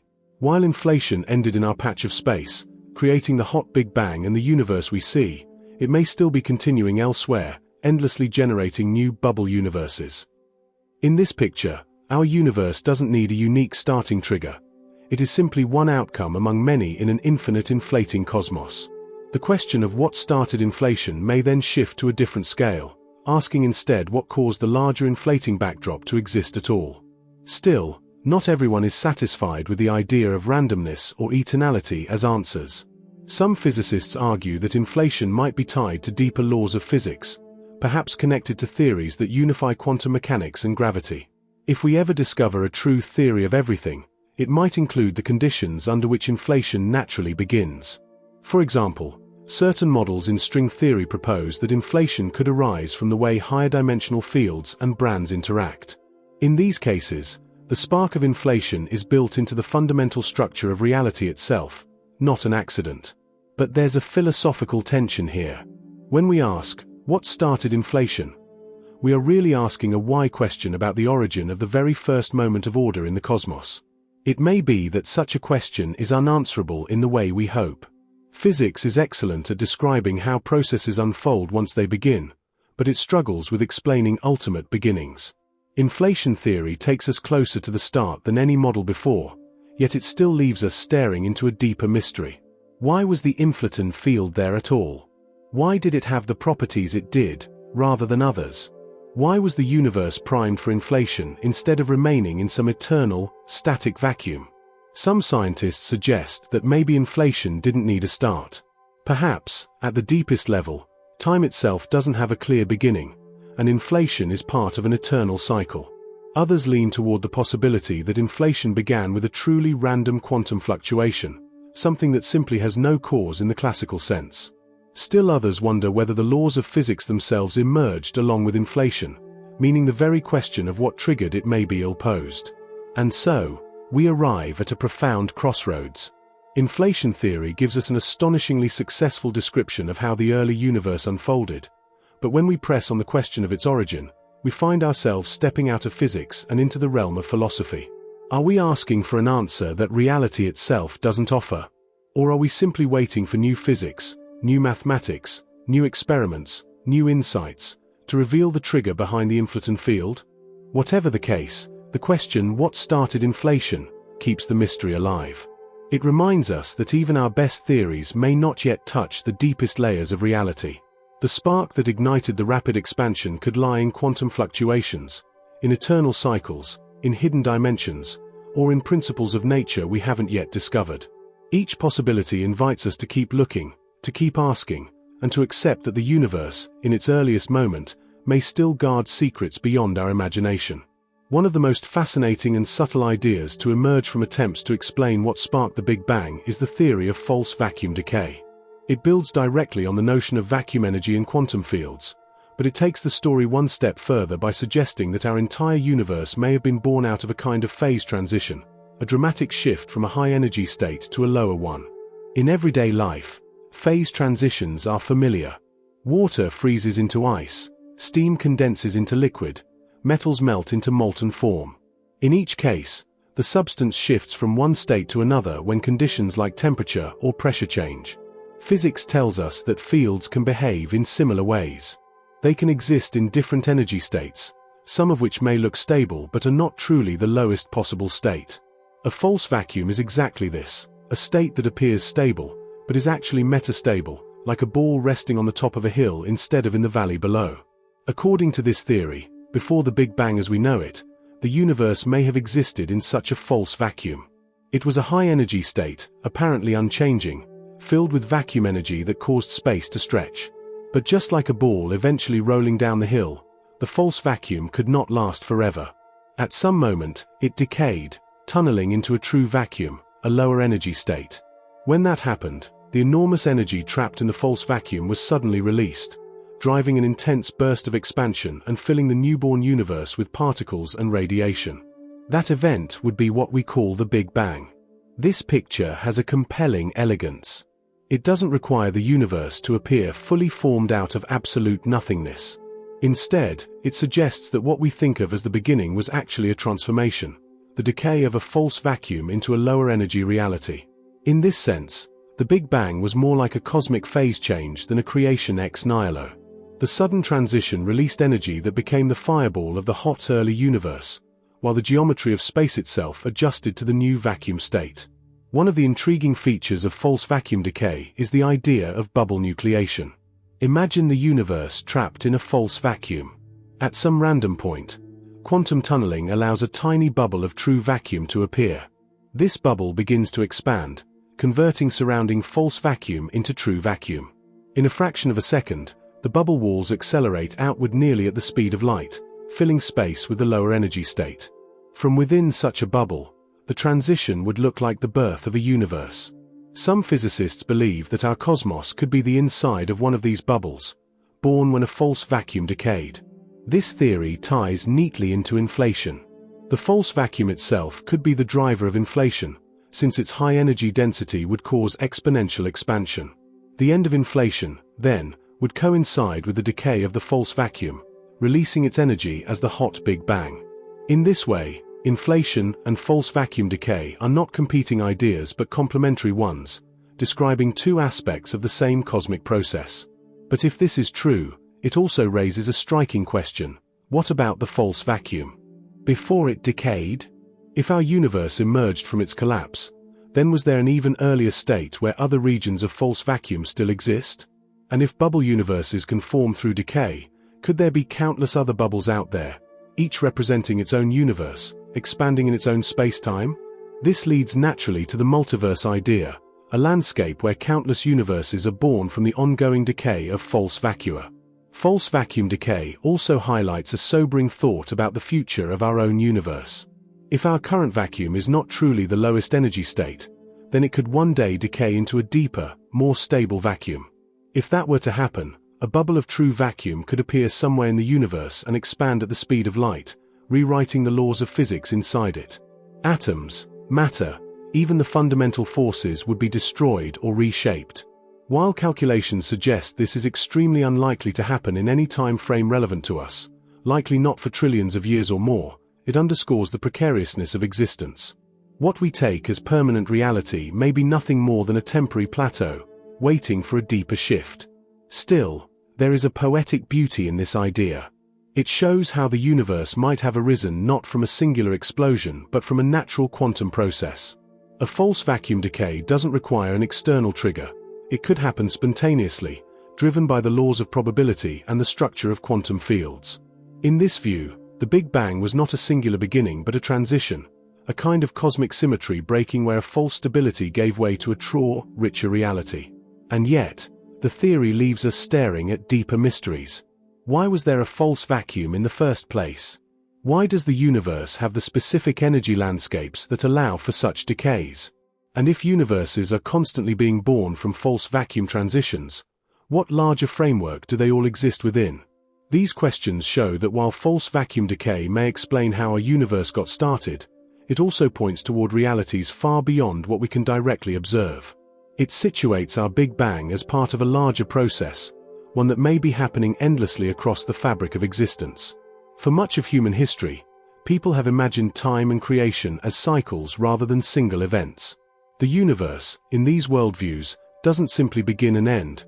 It repeats, endlessly reborn in patterns of creation and destruction. In modern cosmology, this ancient intuition finds a scientific echo in what are called cyclic models of the universe. These models propose that our cosmos is not a one-off event born in a singular Big Bang, but part of a grand repeating process in which universes expand, collapse, and spark new beginnings in an eternal cycle. The seed of this idea comes from looking at the Big Bang in reverse. If the universe is expanding now, then in the far future, the expansion might eventually slow, stop, and reverse under the pull of gravity. Instead of spreading out forever, the galaxies could begin to fall back toward one another, collapsing into a big crunch. At that point, the universe would end in a fiery contraction, compressing all matter, energy, and space-time itself. But what if the end of that collapse was not the end of everything? What if the big crunch naturally triggered a rebound, a new Big Bang, a new expansion, a new universe? That is the essence of cyclic models, the cosmos as an endless rhythm of bangs and crunches, expansions and contractions. One of the earliest scientific versions of this idea appeared in the mid-20th century, when physicists like Richard Tolman explored the possibility of oscillating universes. In Tolman's picture, the universe expands for billions of years, then collapses, then bounces back in a new cycle. Each cycle could erase the traces of the one before, making the universe seem fresh and new with every iteration. The cycles could, in principle, go on forever. But Tolman also recognized a problem. With each cycle, entropy, the measure of disorder, would increase. That meant each new universe would be larger and longer than the last. Instead of a perfect loop, the cycles would spiral outward, raising the question of whether the process could really be eternal. In more recent decades, cyclic models have been reimagined through new physics. For example, some versions inspired by string theory suggest that the universe might bounce not from a collapse of everything into a point, but from interactions between higher dimensional objects. In these models, our universe could be like a three-dimensional brain floating in a higher dimensional space. When two such brands collide, the energy released could ignite a Big Bang. After expanding, the brands drift apart, only to eventually move back together and collide again, sparking another cycle of expansion. This view offers a more graceful way to think of cycles, not as crunches into singularities but as rhythmic collisions and separations in a higher dimensional cosmos. Another version, loop quantum cosmology, suggests that quantum gravity might prevent the universe from ever collapsing to a singularity. Instead, as the universe contracts, quantum effects create a repulsive force that causes a bounce before infinite density is reached. This bounce then leads to a new expansion, meaning the Big Bang could actually be the rebound of a prior universe. In this way, loop quantum cosmology naturally produces a cyclic model, where universes succeed one another in an endless sequence of bounces. Cyclic models are compelling because they sidestep one of the deepest questions of cosmology: what caused the very first Big Bang? If the universe has always been cycling, then there never was a first. There is only the eternal rhythm of expansion and contraction. This answers the mystery of beginnings by dissolving it. Just as the Earth has no beginning point as you walk around it, the cosmic cycle has no ultimate start. It has always been, and will always be. But cyclic models also face serious challenges. The biggest comes from evidence that our universe's expansion is accelerating, driven by what we call dark energy. If this acceleration continues, the universe will never collapse in a big crunch. Instead, it will expand forever, becoming colder, darker, and emptier. That would spell the end of the classic oscillating model. Some theorists respond by suggesting that dark energy itself might change over time, perhaps reversing to cause contraction in the far future. Others propose that even in an eternally expanding cosmos, some form of cyclicity could emerge through quantum processes or higher dimensional physics. There's also the question of evidence. Right now, we only have access to the traces of this cycle, the universe we inhabit. If there were prior cycles, their signatures may be erased or obscured. Some scientists have speculated that tiny anomalies in the cosmic microwave background, or patterns in gravitational waves, could reveal hints of previous universes, but so far, nothing conclusive has been found. Still, the allure of cyclic models endures. They resonate with an intuitive sense of continuity, echoing ancient myths of eternal return while grounding them in modern physics. They offer a vision of the universe as a living, breathing entity, pulsing endlessly through phases of birth, growth, decay, and renewal. They also remind us that what we call the beginning may not be the absolute start but just the latest chapter in an infinite cosmic saga. Whether or not cyclic models ultimately prove correct, they expand our imagination of what the Big Bang could mean. Instead of a singular moment where time and space burst into existence, the bang may be just one beat in an eternal rhythm. And if that's the case, then the spark of our universe was lit not by a unique event, but by the ongoing heartbeat of the cosmos itself. Among the many ways scientists have tried to make sense of what could have sparked the Big Bang, one idea stands out as both elegant and provocative: the Big Bounce. Unlike the notion of a singularity, where everything collapses into a point of infinite density, the Big Bounce suggests that our universe was not the first. Instead, it was born from the collapse of a previous universe that contracted, reached an extreme density, and then rebounded into expansion. In this view, the Big Bang was not the beginning of everything, but rather a transition from one cosmic phase to another. The seeds of the Big Bounce lie in a simple but profound question: does gravity always pull things together, or can it sometimes push back? In classical general relativity, gravity is purely attractive. Once matter and energy collapse far enough, nothing can stop them from reaching a singularity. But quantum mechanics tells us that the universe behaves differently at very small scales. Quantum effects introduce repulsion, uncertainty, and fluctuations that can counteract gravity's pull. If those quantum effects become dominant at extremely high densities, they could prevent a singularity from forming, creating a bounce instead. In loop quantum cosmology, a framework that applies the principles of loop quantum gravity to the whole universe, this is exactly what happens. Instead of spacetime being continuous, loop quantum gravity proposes that space itself is made of tiny, discrete units, like a fabric woven from indivisible threads. When the universe contracts toward incredibly small scales, this atomic nature of space creates a pressure that resists further collapse. The result is that the universe cannot shrink to a true point. Instead, it rebounds, beginning to expand again. The Big Bang, in this picture, was really the big bounce, the moment when contraction flipped to expansion. This model has striking implications. If the Big Bang was a bounce, then our universe inherited features from the universe that came before. The conditions of that prior cosmos, its density, its fluctuations, its dynamics, may have shaped the way our own universe looks today. For example, the ripples we see in the cosmic microwave background could, in principle, carry information not just about the hot plasma after the Big Bang, but also about the collapse phase of the earlier universe.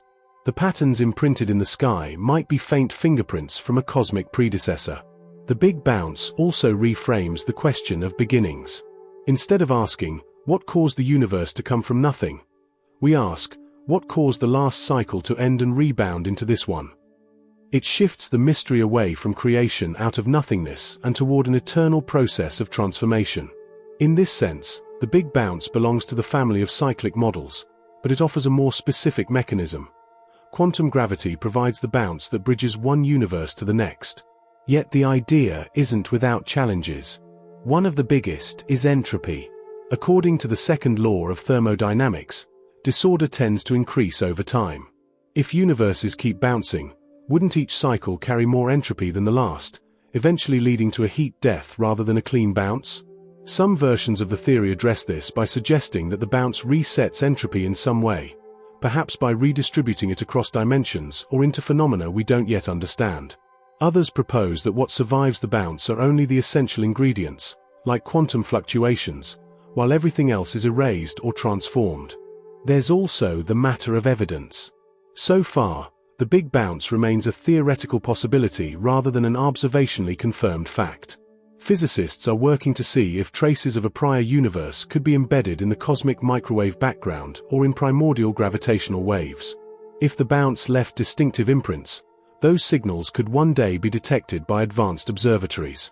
Until then, the Big Bounce is a compelling narrative, but not yet proven. Still, the Big Bounce carries a deep appeal because it removes the stark mystery of a singular beginning. It allows us to imagine a cosmos that is eternal, dynamic, and self-renewing.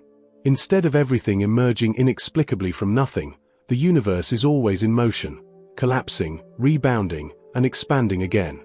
In this view, the Big Bang was not the ultimate spark but a chapter in an ongoing story, one beat in an infinite rhythm of contraction and rebirth. The philosophical implications are just as profound as the scientific ones. If the Big Bounce is real, then our universe is not unique in its origin, but part of a lineage. Time may stretch infinitely in both directions, with no true beginning, only transformations. The cycle of death and rebirth we see in stars, galaxies, and even life itself may reflect a deeper truth about the cosmos, that endings are never absolute, but always preludes to new beginnings. When we speak of the Big Bang, it is natural to think of it as the beginning, the unique spark that gave rise to the universe. But what if our Big Bang was not the only one? What if the vast cosmos we see is only one region of a much larger, richer reality, in which countless other universes exist, each born from its own bang or process of creation? This is the provocative idea behind multiverse theory, that our universe may be just one bubble in an unimaginably vast cosmic foam. The multiverse concept arises naturally from several areas of physics. One of the most direct links comes from inflation theory. As we explored earlier, inflation proposes that the early universe underwent a phase of exponential expansion driven by a high-energy field. But in many versions of inflation, the process doesn't end everywhere at once. Instead, it continues in some regions even as it stops in others. This creates a patchwork of bubble universes, each forming where inflation ends locally. Our universe would be one such bubble, its Big Bang marking the moment when inflation ended here. Meanwhile, inflation keeps going elsewhere, creating new bubbles endlessly. This is known as eternal inflation, and it paints a picture of a multiverse teeming with universes, each potentially with different laws of physics. Another line of support for the multiverse comes from string theory. String theory attempts to unify all of physics by describing fundamental particles as tiny vibrating strings. But the mathematics of string theory allows for an enormous number of possible configurations, on the order of 10 to the power of 500 different solutions. Each configuration corresponds to a different way the laws of physics could work, different particle masses, forces, even numbers of spatial dimensions. Instead of seeing this as a flaw, some theorists interpret it as a hint that all these possibilities may be realized somewhere in a vast multiverse. Our universe, with its particular set of laws, would then be just one option among countless others. The multiverse idea also offers an intriguing perspective on the problem of fine-tuning. Our universe's laws and constants, such as the strength of gravity or the charge of the electron, seem to be precisely balanced to allow stars, planets, and life. Change them slightly, and a universe might collapse instantly or expand too fast for galaxies to form. Why should the laws be just right? One answer is the anthropic principle. If there are countless universes, each with different properties, then it is not surprising that we find ourselves in one of the rare universes where the conditions happen to allow observers like us. In this sense, the multiverse offers a natural explanation for why our universe looks so fine-tuned. It may simply be one of many. Philosophically, the multiverse shifts our place in reality. For centuries, humans have gradually had to accept that Earth is not the center of the solar system is not the center of the galaxy, and the galaxy is not the center of the cosmos. The multiverse takes this humbling journey one step further. Our universe itself may not be central, or even unique. We might be one small bubble in a cosmic sea, with no privileged status at all. But the multiverse raises deep challenges. Chief among them is the question of evidence. By definition, other universes may lie beyond our observable horizon, unreachable by light or signals of any kind. If so, how can we ever know they exist? Some scientists argue that indirect evidence might be possible. For example, if two bubble universes collided early in their formation, such an event might leave a distinctive imprint in the cosmic microwave background. Others propose that certain statistical properties of our universe could be explained only if we are part of a larger multiverse. Still, the problem remains. The multiverse is a vast idea that may lie forever outside empirical science. And yet, the concept continues to fascinate because it expands our imagination of what reality means. If the multiverse is real, then the spark that ignited our Big Bang was just one instance of a process happening countless times across an endless landscape. Our universe would not be the totality of existence but one chapter in a far larger story. The question of what sparked the Big Bang would then be reframed. Instead of asking why our universe exists, we would ask why the multiverse itself exists, and what deeper rules govern its bubbling creation of universes. In this sense, the multiverse doesn't erase the mystery but pushes it to a new level. It suggests that the ultimate spark may not be a single event but an ongoing, eternal process that keeps generating new universes. Perhaps every bubble universe, every Big Bang, is just one spark in an infinite cosmic fireworks display, flickering endlessly across the canvas of existence. In the search for deeper explanations of what might have sparked the Big Bang, some of the most imaginative ideas come from string theory and its extensions. String theory proposes that the fundamental building blocks of nature are not point-like particles but tiny, vibrating strings of energy. These strings can vibrate in different modes, giving rise to the particles and forces we see. But string theory also implies something even more radical. Our universe may have more dimensions than the familiar three of space and one of time. In fact, the mathematics suggests there could be as many as 10 or 11 dimensions. Most of these extra dimensions would be hidden, curled up so small that we don't notice them. Within this higher dimensional framework, objects called brains, short for membranes, emerge as possible structures. A brane is a multidimensional surface. Just as a sheet of paper is a two-dimensional surface in three-dimensional space, a brane can have 3, 4, or more dimensions embedded within a higher dimensional reality. Our entire universe, with its galaxies, stars, and planets, could itself be a three-dimensional brane floating in this larger space.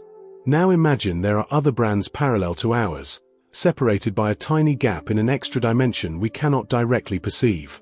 According to some versions of string theory, particularly the so-called ekpyrotic and cyclic models, the Big Bang may have been the result of two such brands colliding.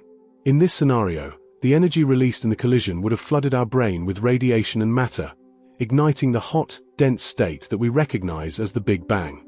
Instead of emerging from a singularity or from nothing, our universe was sparked by a cosmic crash between higher dimensional surfaces. This brain collision model has intriguing advantages. For one, it provides a possible explanation for why the Big Bang had the properties it did, why the early universe was so hot, dense, and uniform across vast distances. The collision of two immense brands could naturally create a uniform burst of energy spread across the entire brain that became our cosmos. Furthermore, if brain collisions happen periodically, they could explain why universes seem to undergo cycles of expansion and rebirth. Each collision would be like a cosmic heartbeat, setting off a new Big Bang every time. The idea also blends with inflationary theory in interesting ways. Inflation is usually invoked to explain the smoothness of the universe, but brain collisions could provide an alternative smoothing mechanism. The violent but ordered release of energy in such a crash might naturally lead to a nearly uniform cosmos, without requiring the inflationary process as it is traditionally conceived. Of course, this model also raises daunting questions. If brands exist, what determines their motion through the higher dimensional space? Why would they collide at one moment and not another? Are these collisions rare, unique events, or part of an eternal rhythm? And most importantly, how could we ever test or observe such a phenomenon if it occurs in dimensions beyond our perception? Some theorists suggest that brain collisions could leave subtle signatures in the cosmic microwave background. Slight deviations from perfect uniformity, such as unusual patterns or alignments in the radiation left over from the Big Bang, might betray the influence of a higher dimensional crash. Others speculate that gravitational waves, ripples in spacetime, could carry the echoes of such a collision.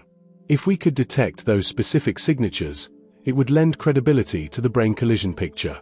Philosophically, the colliding brand scenario reframes the Big Bang in a dramatic way.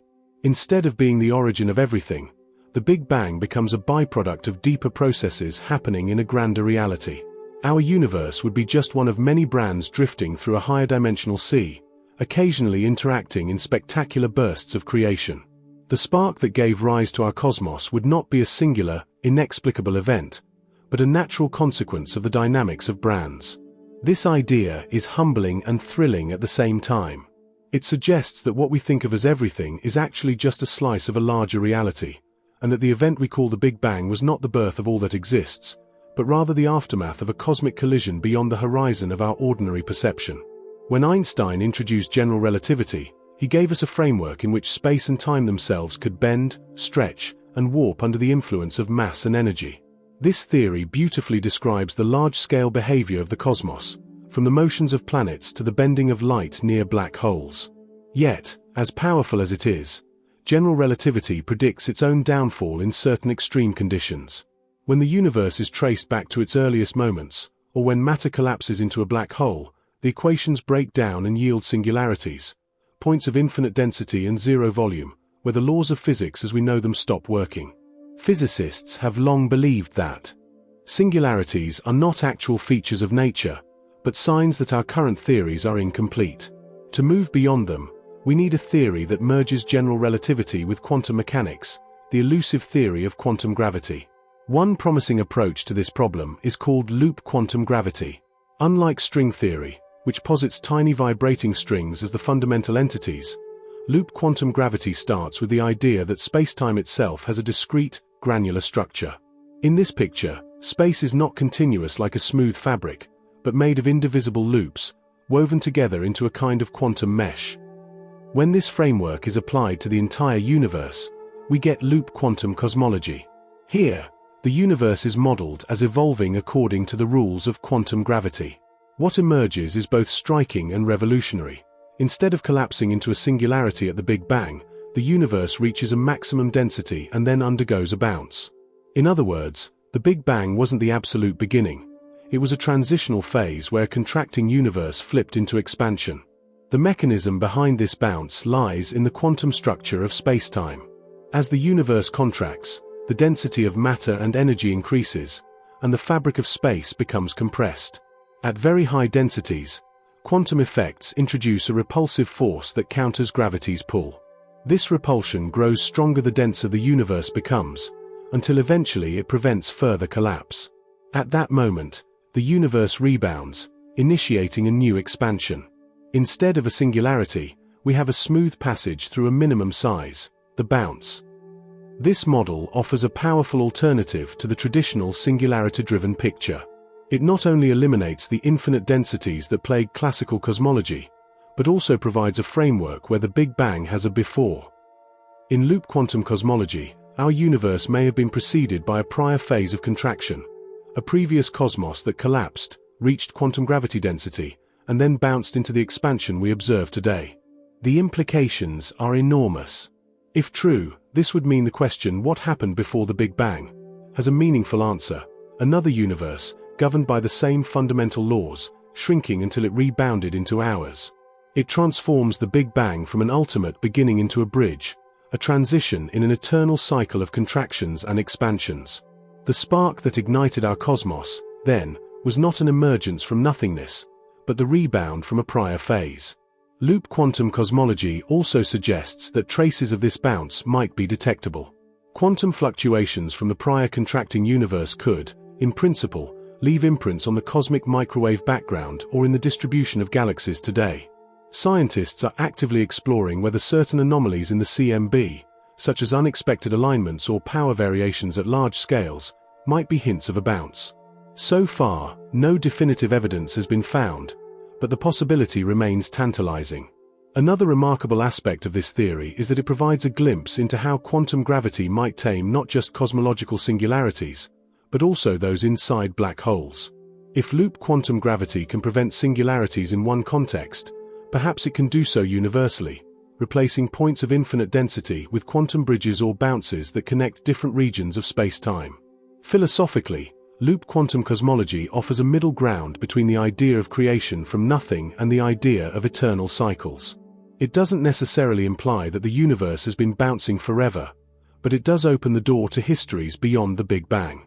It allows us to imagine that our cosmos carries echoes of a prior universe, and that its birth was not the result of a singular spark but of a deeper, ongoing process within the fabric of reality itself.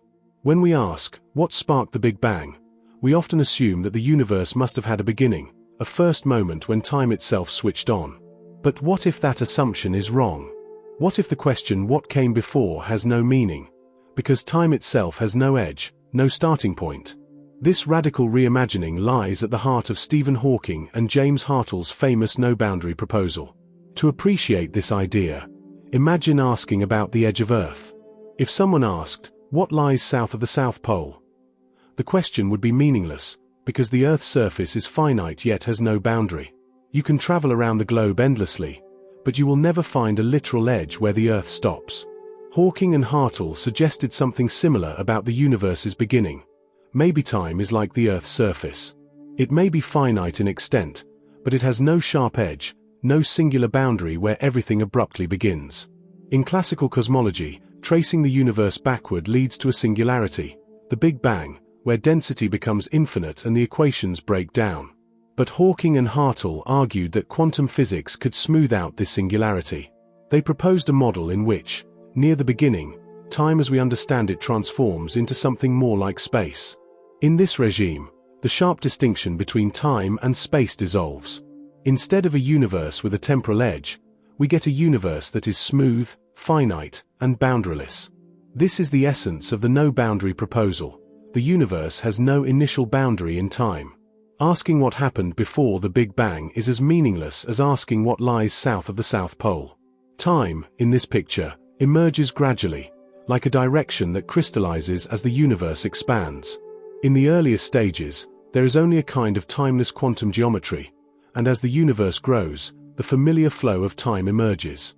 The proposal has deep implications for how we think about the spark of creation.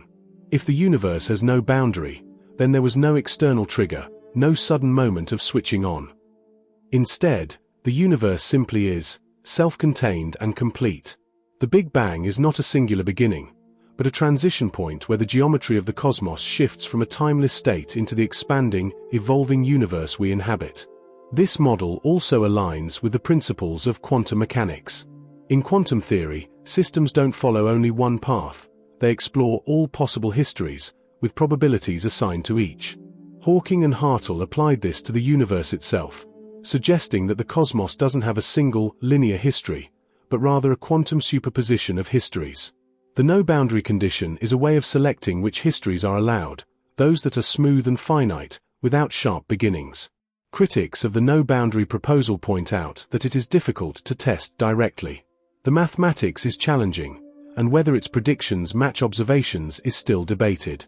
Some versions of the theory suggest subtle imprints in the cosmic microwave background, but so far, nothing conclusive has been detected.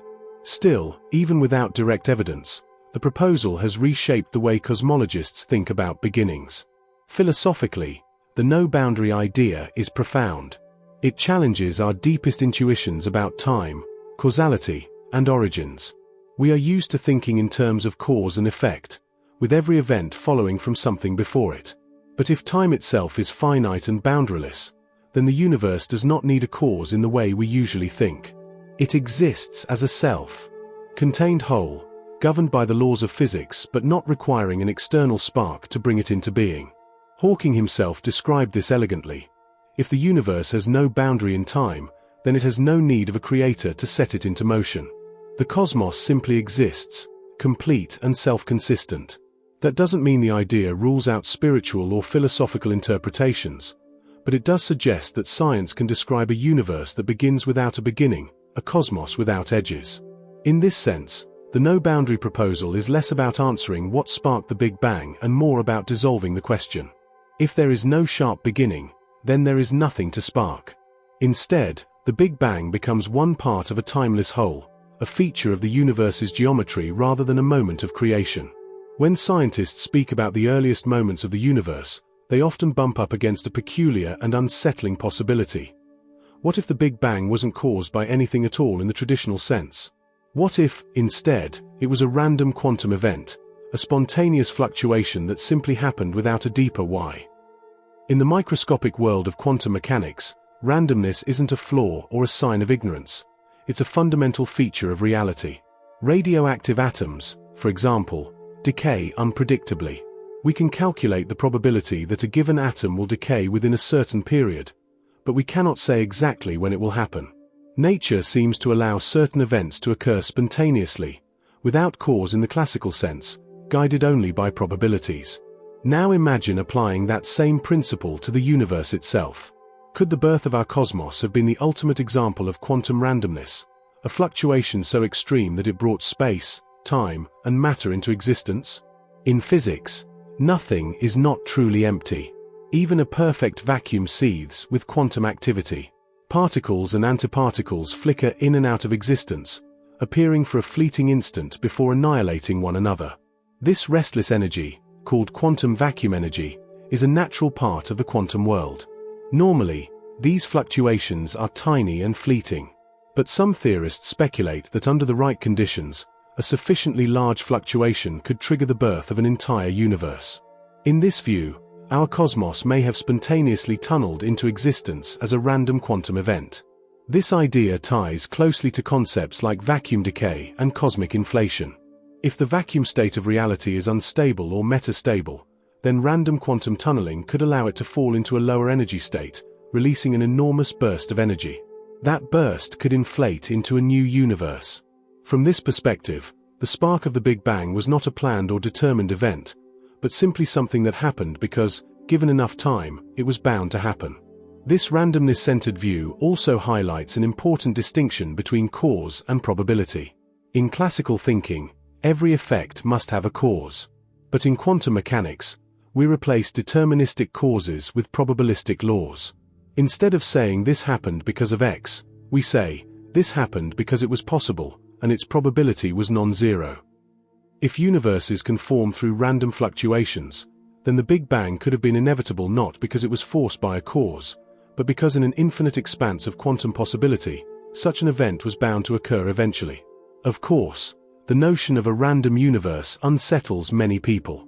It feels unsatisfying to think that everything we see and know might exist because of sheer chance. But randomness here doesn't mean without rules. Even quantum randomness is governed by strict mathematical laws. The universe might not have been caused in a classical sense, but its birth could still be consistent with the probabilistic framework of quantum physics. Philosophically, this raises deep questions. If the Big Bang was random, does that mean our existence is meaningless, a cosmic accident? Or could it mean that randomness itself is a kind of creative principle, one that allows endless possibilities to unfold? Some thinkers argue that even if our universe began randomly, the fact that it generated order, complexity, and life shows that randomness and structure are not opposites, they are partners in the cosmic dance. In science, the idea of randomness as the origin of the universe is both liberating and challenging. It frees us from the need to search for an ultimate trigger, but it also denies us the comfort of a clear explanation. Instead, it suggests that the question "why did the Big Bang happen?" might be replaced by "why wouldn't it happen if quantum randomness allows universes to emerge?" In this light, the Big Bang could be seen as one roll of the dice in an infinite casino of quantum possibilities. Our universe exists not because it had to, but because in the endless sea of chance, it could, and once it could, eventually it did. When we ask, what sparked the Big Bang, we quickly find ourselves colliding with a deeper and more puzzling question. If the universe began at that moment, what about the laws of physics themselves? Did they exist before space and time? Or did they come into being along with the cosmos, woven into the very fabric of reality as it emerged? This is not a trivial matter, because when scientists speculate about what triggered the Big Bang, they inevitably rely on equations, theories, and principles, the laws of physics as we know them. But if time and space themselves began with the Big Bang, can it even make sense to assume that those laws already existed to guide the process? Were the equations of general relativity, quantum mechanics, or thermodynamics lying in wait in some abstract realm, ready to govern the birth of the universe? Or are those laws themselves emergent features, inseparable from the universe that manifests them? One way to frame this question is to think about laws as either discovered truths or emergent rules. If laws of physics are timeless truths, like Platonic ideals, then they may exist independently of the universe. In that case, even if there was no space, time, or matter before the Big Bang, the laws could still have been there, waiting to guide the spark of creation. This perspective is appealing because it suggests that reality is ultimately rational and governed by eternal principles. The Big Bang, then, was not chaotic, but precisely orchestrated according to rules that transcend time itself. But another view is that laws of physics are not pre-existing commandments but descriptions of how the universe behaves. In this view, the laws don't exist outside the universe, they arise with it. Just as the rules of chess have no meaning without a chessboard and pieces, the laws of physics have no existence without a universe in which they apply. From this perspective, asking "did the laws exist before the Big Bang?" is like asking what shape did water have before there was any water. The question dissolves, because the laws and the universe are inseparable. Loop quantum cosmology, string theory, and other speculative models often grapple with this issue in different ways. Some suggest that deeper principles, perhaps quantum gravity or some unifying framework, exist eternally, and what we call the laws of physics in our universe are just one expression of those principles. Others argue that even these deeper frameworks might change from cycle to cycle, or from one universe to another in a multiverse. In that case, the laws themselves could be contingent, not universal, varying across different cosmic domains. Stephen Hawking once put this in stark terms: if time itself began with the Big Bang, then asking what happened before is meaningless. Similarly, if the laws of physics are bound to space-time, then there is no sense in asking about their existence before the universe, because before presupposes time. Yet some physicists push back, wondering whether there is a meta-law, a rule about rules, that explains why laws arise at all. Why is there something rather than nothing? Why is there order rather than chaos? The question also touches philosophy. If laws existed before the Big Bang, in what sense did they exist? Not in a physical sense, because there was no space or time. Perhaps they exist mathematically, as abstract truths, like the statement that 2 + 2 is equal to 4, which does not depend on any universe to be valid. If so, then the laws of physics might be more like mathematics than like natural forces, timeless, eternal, and independent of reality. On the other hand, if they are emergent, then even the laws are contingent, fragile products of cosmic evolution, and the ultimate foundation of reality might be far stranger than we can imagine. Either way, this question cuts to the core of what it means to understand the universe. If the laws existed first, then they may hold the key to why the universe exists at all, because once the rules are in place, a cosmos governed by them may be inevitable. If the laws arose with the universe, then explaining the spark of the Big Bang requires us to explain how order itself can emerge from nothing. In both scenarios, we are left with an unsettling realization. Our understanding of the spark that began everything may always be incomplete until we know not just what the laws of physics say, but where the laws themselves come from. Are they eternal? Are they emergent? Are they unique, or one set among countless possibilities? The mystery of the Big Bang is inseparable from the mystery of the laws that describe it. When people ask, what sparked the Big Bang, they often frame the question in terms of cause. It's natural, because in our everyday experience, everything that happens has a cause. A ball rolls because someone pushed it. A fire burns because a spark ignited it. Cause and effect are the grammar of how we understand the world. But when we apply that same logic to the origin of the universe, we may be forcing a framework that doesn't quite fit. Some physicists argue that instead of asking for a cause, we should ask about conditions. That subtle shift changes the entire conversation about the birth of the cosmos. A cause implies a chain of events stretching backward in time. One thing happens, then another, and each effect has a prior cause. But the Big Bang represents the beginning of space-time itself. If time did not exist before the Big Bang, then asking for a cause in the usual sense is problematic. A cause comes before an effect, but if there was no before, then the language of causality may not apply. An initial condition, on the other hand, is simply the state the universe was in at the start of its evolution. In physics, when solving equations, you often don't need a cause, you need starting values. For example, to describe how a pendulum swings, you don't ask what caused the pendulum to be here at this angle. Instead, you set initial conditions. The pendulum starts at this height, with this velocity. From there, the equations tell you how it moves. In the same way, cosmology may not require a cause for the Big Bang, but it does require a specification of the initial conditions from which the universe evolved. This distinction becomes crucial when we look at different models of the cosmos. Inflationary theory, for instance, doesn't necessarily explain what caused inflation to begin, but it describes the conditions under which inflation unfolds. Hawking's no-boundary proposal goes further, suggesting that the universe's initial conditions are not sharp boundaries at all, but smooth, finite states determined by quantum laws.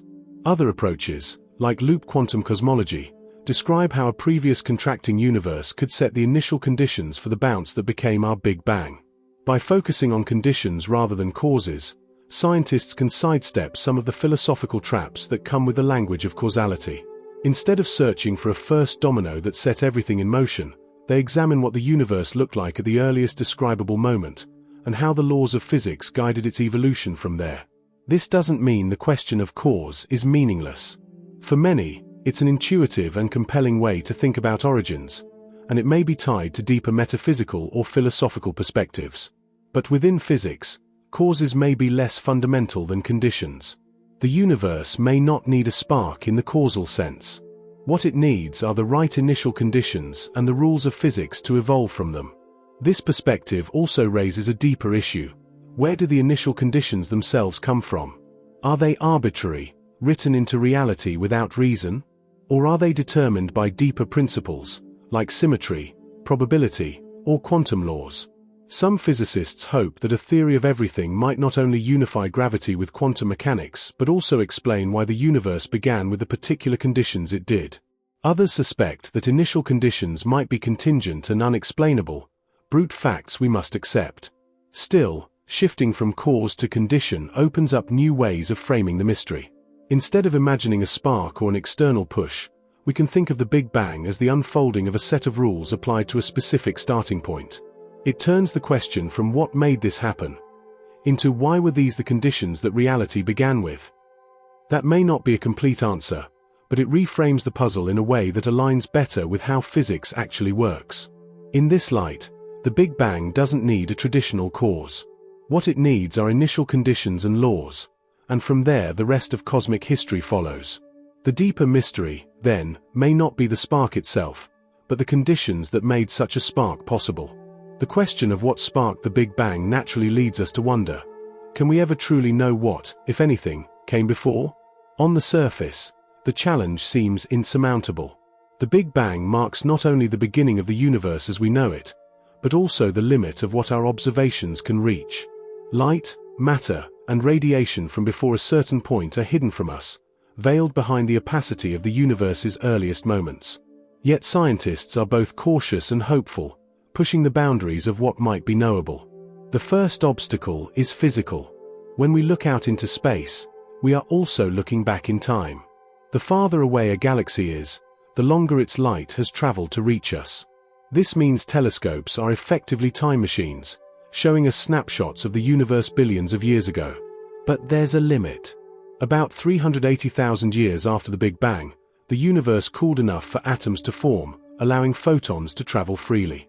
Before that, the cosmos was an opaque plasma, and light could not escape. The fog of that early universe blocks direct observation of anything earlier than that moment, known as the surface of last scattering. That surface is what we see today as the cosmic microwave background, CMB, the faint afterglow of the Big Bang.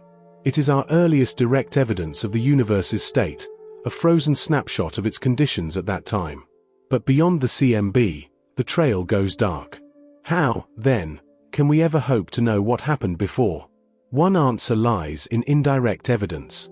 Just as detectives can reconstruct a crime scene from traces left behind, cosmologists can look for imprints of pre-Big Bang physics in the structures and patterns we see today. Tiny fluctuations in the CMB, the distribution of galaxies, or the behavior of gravitational waves might carry echoes of what came before.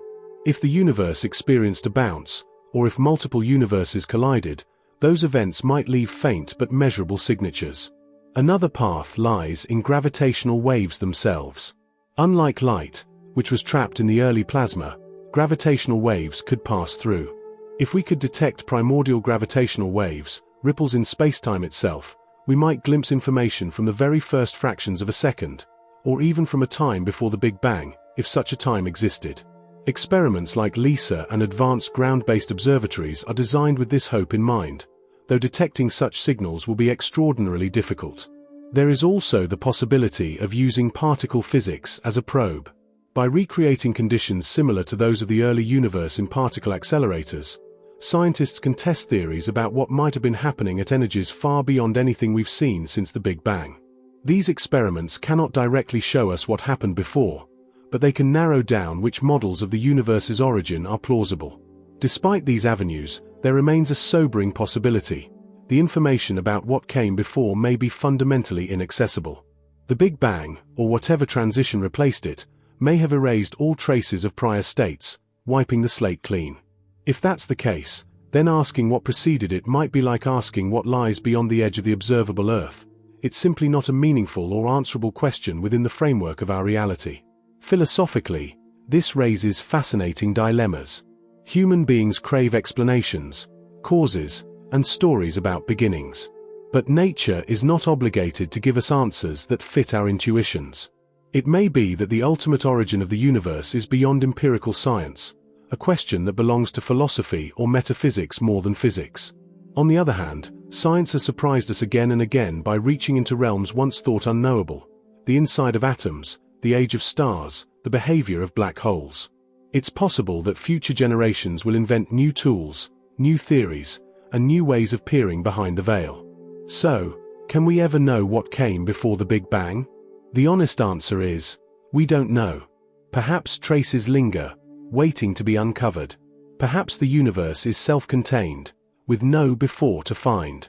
Perhaps even the notion of before is the wrong way to think about it. What we do know is that the pursuit itself, asking the question, building the tools, testing the theories, drives us deeper into understanding the cosmos. Whether or not we ever reach a final answer, the journey toward it enriches our grasp of reality and our place within it. The cosmic microwave background, often shortened to CMB, is perhaps the most important evidence we have for understanding the early conditions of the universe and, by extension, for piecing together clues about the spark of the Big Bang itself. Discovered almost accidentally in 1965 by Arno Penzias and Robert Wilson, the CMB is a faint, uniform glow of microwave radiation that fills the entire sky. At first glance, it might not seem extraordinary. It's just a low-energy hum of photons, cooled down by cosmic expansion to a temperature of about 2.7 Kelvin, just a few degrees above absolute zero. But hidden within this faint background lies a cosmic treasure map, a record of the universe when it was only 380,000 years old. To understand why the CMB is so significant, we need to go back to that early epoch. Immediately after the Big Bang, the universe was unimaginably hot and dense. Matter and radiation were locked together in a kind of soup of protons, electrons, and photons. Photons, the particles of light, were constantly bouncing off free electrons, making the universe opaque, like trying to see through the thick fog of a steam bath. But as the universe expanded, it cooled. When it cooled enough, protons and electrons combined to form neutral hydrogen atoms.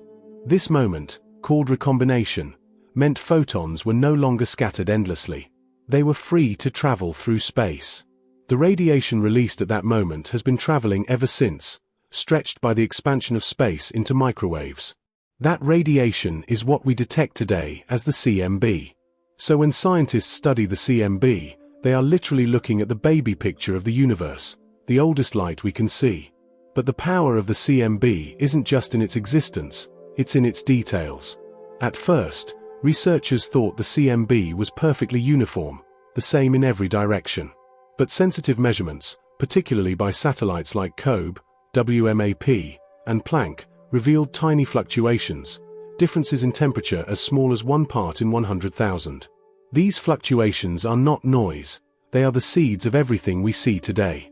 Regions that were slightly denser became the gravitational wells where galaxies, stars, and planets eventually formed. Regions that were slightly less dense became cosmic voids. These delicate patterns in the CMB tell us a great deal about the universe's initial conditions. They allow scientists to measure the age of the universe, about 13.8 billion years, its geometry, it appears to be flat rather than curved, and its composition, roughly 5% ordinary matter, 27% dark matter, and 68% dark energy. The CMB even encodes hints about the physics of inflation, the incredibly rapid expansion theorized to have occurred fractions of a second after the Big Bang. Some models predict specific patterns in the polarization of the CMB, subtle twists in the way its light is oriented, that could be the smoking gun of inflation. The CMB also helps scientists test competing ideas about what sparked the Big Bang or shaped its earliest moments. For example, if the universe had gone through a bounce from a previous cycle, that might leave specific imprints in the CMB's temperature fluctuations. If multiple universes exist and ours collided with another, there might be unusual cold or hot spots in the background radiation. Even theories about the decay of a false vacuum can be tested against the CMB's fine structure. In essence, the CMB acts like a fossil record of the cosmos. Just as paleontologists study fossils to understand the history of life on Earth, cosmologists study the CMB to reconstruct the universe's earliest history. And just as fossils can tell us not only what creatures looked like but how ecosystems evolved, the CMB doesn't just tell us about the state of the early universe, it tells us how that state gave rise to everything we see today. But there's also a limit. The CMB shows us conditions from 380,000 years after the Big Bang, but it doesn't directly reveal what happened at the spark itself. We cannot see through the fog of the earlier plasma with photons. For that, scientists turn to other tools, like gravitational waves, which are not blocked in the same way. Still, the CMB remains one of the most profound discoveries in the history of science, a cosmic message in light that has traveled for nearly 14 billion years, whispering to us about the universe's birth and the mysteries that still linger. When scientists talk about trying to peer back into the earliest moments of the universe, perhaps even into the first trillionth of a second after the Big Bang, they often mention gravitational waves. These are ripples in the fabric of space-time itself, predicted by Albert Einstein in his general theory of relativity. Unlike light, which gets scattered, absorbed, and blocked by matter, gravitational waves can travel almost unimpeded through everything. That makes them a unique tool for probing epochs of the universe that photons, including those of the cosmic microwave background, cannot reach. We already know that gravitational waves exist. In 2015, the LIGO Observatory made the first direct detection of gravitational waves created when two black holes merged over 1 billion light-years away. Since then, LIGO and its partner observatories, Virgo and Kagra, have detected dozens more events, from black holes and neutron stars crashing together. These discoveries confirmed a century-old prediction and opened up a new field of astronomy. But the dream goes further, to detect gravitational waves not from black holes, but from the birth of the universe itself. Here's the idea. If cosmic inflation really did occur, a blisteringly fast expansion of space within a tiny fraction of a second after the Big Bang, it would have shaken spacetime violently. That shaking would have produced a background of gravitational waves, sometimes called the primordial gravitational wave background. Unlike the cosmic microwave background, which shows us the universe 380,000 years after the Big Bang, these gravitational waves would carry information from the very first instance of cosmic history. They would be like echoes of the spark itself. Detecting them, however, is staggeringly difficult. Gravitational waves are incredibly weak by the time they reach Earth, stretching and squeezing space by amounts smaller than the width of a proton. To pick them up requires detectors that can measure unimaginably tiny changes in distance. That's what LIGO does with its giant laser interferometers. But the primordial waves would be far fainter still, buried under noise and beyond the reach of current instruments. So scientists are exploring different strategies. One approach is to look for their signature in the cosmic microwave background. Primordial gravitational waves would leave a telltale pattern in the polarization of CMB light, a swirling pattern known as B modes. In 2014, a team using the BICEP 2 telescope in Antarctica thought they had found this pattern, but later analysis showed that much of the signal was due to dust in our own galaxy. The search continues with even more sensitive instruments, such as the upcoming CMB-S4 experiment, which may finally detect the subtle imprint of those waves. Another strategy involves building space-based detectors like LISA, the Laser Interferometer Space Antenna, scheduled for launch in the 2030s. LISA will consist of 3 spacecraft arranged in a triangle millions of kilometers apart, using lasers to detect passing gravitational waves with exquisite sensitivity. While its primary targets will be black hole mergers and other astrophysical sources, future space detectors could also be tuned to search for the faint hum of primordial waves. There's also the possibility of detecting them indirectly through pulsar timing arrays.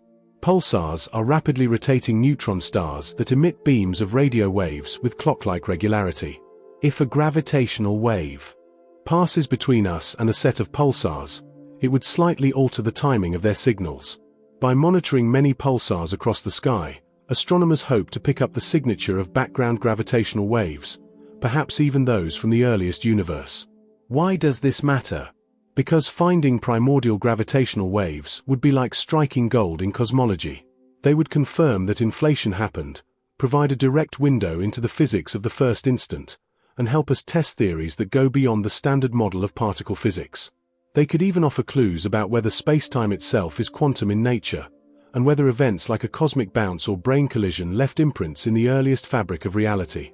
Of course, there's also the possibility that we might never detect them, either because they are too weak or because inflation, or something else, didn't produce them in detectable amounts.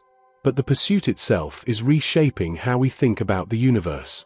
For the first time in history, we are building tools that might let us listen to the vibrations of creation itself, the faint ripples of the moment everything began. One of the most ambitious ways scientists try to understand the spark of the Big Bang is by recreating, in controlled environments, some of the extreme conditions that existed in those first fractions of a second. Of course, no laboratory can mimic the true scale of the Big Bang.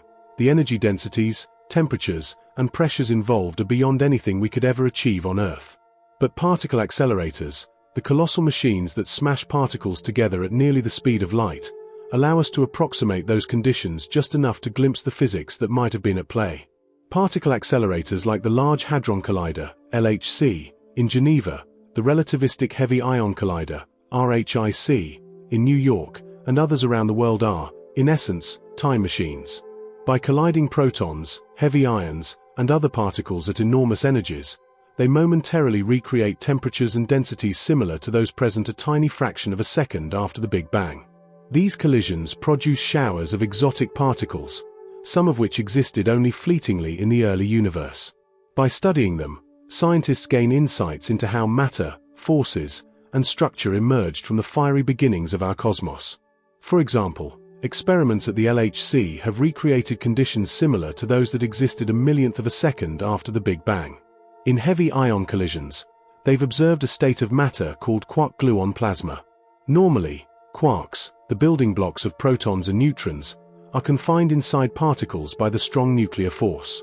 But at extremely high temperatures, quarks and gluons break free into a kind of primordial soup, the same type of plasma that would have filled the universe shortly after it began.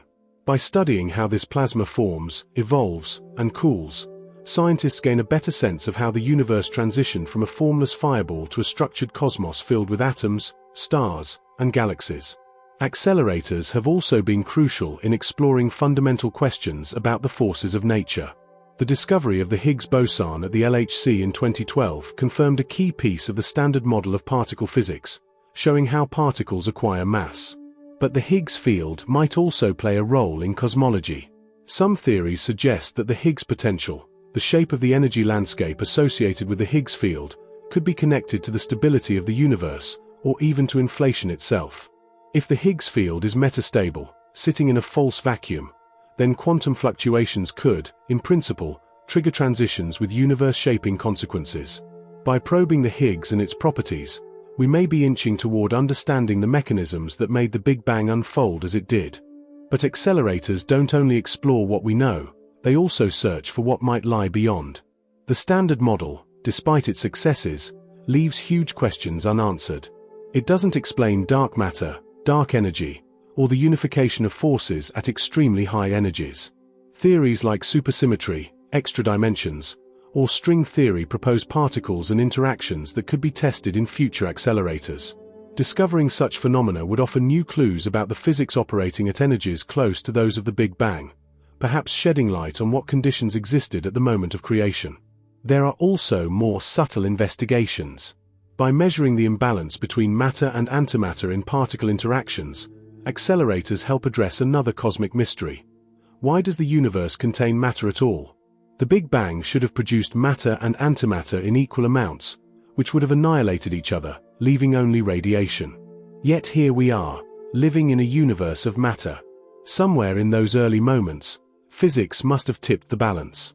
Experiments like those at Fermilab or CERN probed these asymmetries, hoping to reveal the hidden processes that allowed matter to triumph and the universe to survive. Still, there are limitations. Even the most powerful machines we can build barely scratch the surface of the energy scales involved in the first trillionth of a second after the Big Bang. To directly recreate the conditions of inflation or the Planck era, where gravity and quantum mechanics intertwine, would require energies trillions of times beyond our reach. But accelerators still provide crucial windows into the physics that followed those moments, bridging the gap between theory and observation. In a sense, accelerators represent humanity's attempt to bring the cosmos into the laboratory. By smashing particles together, we're not just studying the microworld, we're studying echoes of the macrocosmic event that created everything. Each collision is a miniature reenactment of the drama of creation, fleetingly illuminating the processes that transformed the spark of the Big Bang into the complex universe we see today. When we ask, what sparked the Big Bang, we stand at the intersection of science and philosophy, and it isn't always clear which domain has ownership of the question. On the one hand, science thrives on explaining phenomena by identifying mechanisms, equations, and testable predictions. On the other hand, the origin of everything, including space, time, matter, and the laws themselves, pushes us into territory where observation may be impossible and where words like before or cause might not even make sense. At this boundary, physics starts to sound like metaphysics, and cosmology brushes up against age-old philosophical debates. Scientists themselves are divided on how to treat this question. Some argue that asking what sparked the Big Bang is fundamentally a scientific inquiry. They see it as an extension of the same curiosity that once asked why the planets move as they do, or what causes lightning, or how stars shine. Questions that once seemed metaphysical eventually found answers in physics. By this logic, the mystery of the Big Bang may also yield to better theories, more powerful instruments, and more precise observations. From this perspective, it's premature to call it philosophical. we're just not far enough along yet. But others note that the question is framed in a way that science may not be able to answer. Science deals with cause and effect relationships within the universe. But if the Big Bang marks the beginning of spacetime itself, then asking what sparked it implies a before that may not exist. It asks for a cause when causality itself may not apply.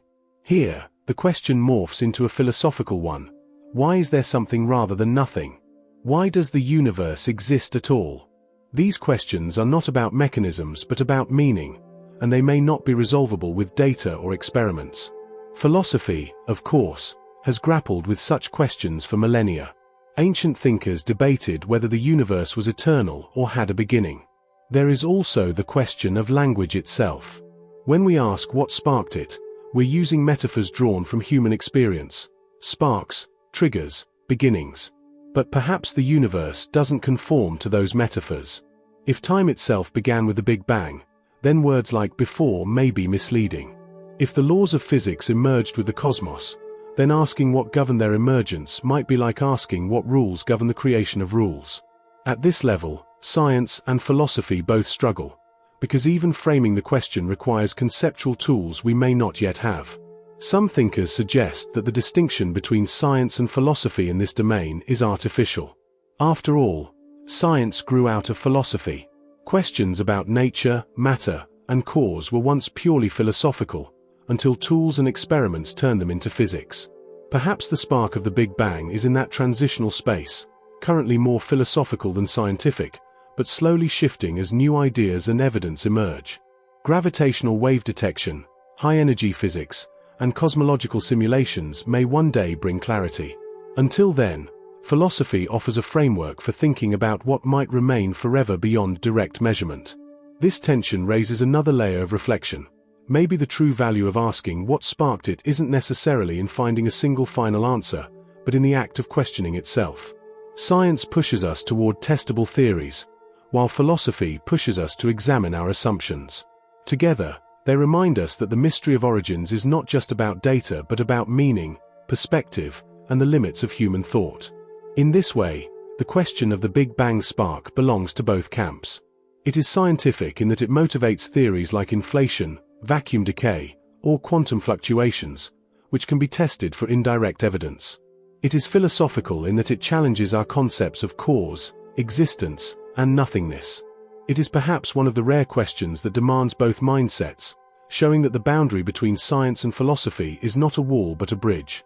When people hear cosmologists say that the universe may have come from nothing, it often sparks confusion or even outright disbelief. How could something, all the galaxies, stars, planets, and people, emerge from nothing? In everyday language, nothing means a total absence. No objects, no space, no time, no energy. But in physics, the word carries a much more nuanced and counterintuitive meaning. Understanding this difference is crucial when exploring what might have sparked the Big Bang. In the realm of physics, nothing is rarely truly empty. Consider the concept of a vacuum. In everyday life, a vacuum might be thought of as a void, an empty box with no air inside. But in quantum physics, even a perfect vacuum is far from nothing. Thanks to the uncertainty principle, fields can never be completely still. They fluctuate, giving rise to fleeting pairs of particles and antiparticles that appear and annihilate almost instantly. This restless activity is sometimes called quantum foam. In this sense, even what physicists call empty space is teeming with potential, a seething sea of possibilities. This leads to the idea of vacuum energy, the residual energy of space even when stripped of all particles and radiation. Far from being empty, the vacuum may be the source of incredible power. Some cosmologists suggest that the Big Bang could have been triggered by a fluctuation in this vacuum energy, or by the decay of a false vacuum into a lower energy state. From the everyday perspective, that looks like something from nothing. From the physics perspective, it is something from something very subtle and invisible, but not truly nothing. Another layer of complexity comes when we consider what nothing means in relation to space and time. If the Big Bang marked the beginning of space-time itself, then the nothing that preceded it is not just empty space, it is the absence of space altogether. We can imagine empty rooms or blank canvases, but both still exist within space. The absence of space is harder to grasp. It is not a void within something, it is the absence of the stage itself. Asking what that nothing looked like may not even make sense, because looking requires space and time to operate. Philosophers often challenge physicists on this point, arguing that when scientists say the universe came from nothing, they are redefining nothing to mean a quantum vacuum or a pre-existing field. That, critics say, is still something. It's a fair critique. Physics deals with states that can be described mathematically, and the vacuum is one such state. Whether that counts as nothing depends on your definition. If you expect nothing to mean absolute non-existence, then physics hasn't explained something from nothing.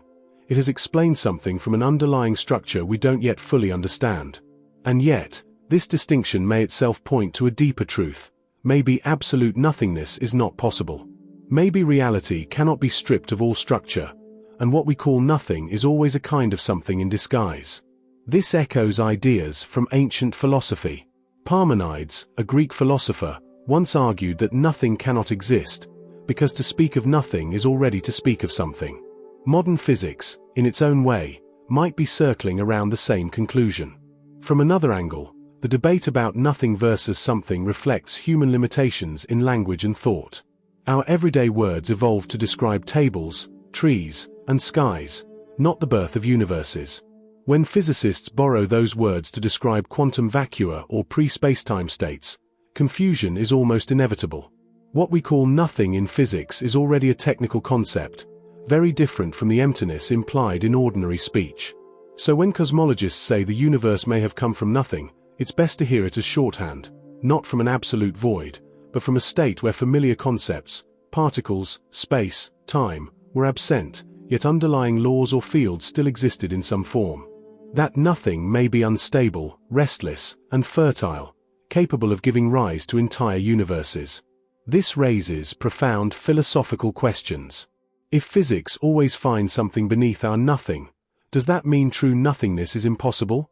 Or does it mean we just haven't learned how to describe it yet? Could the ultimate origin of the universe lie beyond all categories of something and nothing? These questions remind us that when science speaks of nothing, it's not the same as the nothing we imagine in our everyday lives. Instead, it may be the deepest, strangest kind of something there is. One of the most striking things about the quest to understand what sparked the Big Bang is not how many answers we've found, but how many questions remain. Cosmology, the study of the universe as a whole, is a young science by historical standards. Barely a century ago, most scientists still believed the universe was static and eternal. It was only in the 1920s, with Edwin Hubble's observations of galaxies rushing away from us, that the expansion of the universe became undeniable. Since then, breakthroughs like the discovery of the cosmic microwave background, the development of inflation theory, and the mapping of dark matter and dark energy have transformed our understanding. And yet, for all this progress, the spark at the very beginning remains elusive. This is where humility in science becomes essential. It is tempting to think that with powerful telescopes, sophisticated equations, and immense computing power, we are on the verge of answering everything. But the reality is that each answer opens up new mysteries. Inflation explains some features of the universe, but we still don't know what caused inflation to begin. Quantum fluctuations provide one possible mechanism, but they raise questions about where the laws of quantum mechanics come from. The concept of a singularity once seemed like a solution, but now it looks more like a sign of our theories breaking down. At the boundaries of knowledge, we are reminded that science is not a finished book but an ongoing dialogue with reality. Humility does not mean resignation. It means acknowledging the limits of our current understanding while continuing to push those limits forward. Scientists often remind us that the history of discovery is full of surprises. Once, people thought the Earth was the center of the cosmos. Once, Newton's laws seemed final, until Einstein revealed a deeper picture with relativity. Once, atoms were thought to be indivisible, until subatomic particles reshaped our view of matter. There is no reason to think cosmology has reached its final chapter. At the same time, humility helps protect science from the trap of overconfidence. It's easy for grand theories, whether multiverse, bounces, or brain collisions, to capture the imagination and be treated as if they are proven. But the hallmark of science is testability. A beautiful theory is not enough. It must face the test of observation. Until we have evidence, these ideas remain possibilities, not certainties. Humility reminds us not to confuse speculation with fact. There's also a human dimension here. The Big Bang is not just a scientific puzzle. It touches on profound philosophical and even spiritual questions about origins, meaning, and existence itself. Scientists are aware that the answers they propose interact with questions that philosophies have grappled with for millennia. Humility, in this context, means recognizing that science is one way of approaching truth, but not the only one humans have ever sought. Even the language scientists use reflects this humility. Terms like singularity, nothingness, or before the Big Bang are often provisional, placeholders for concepts we don't yet fully understand.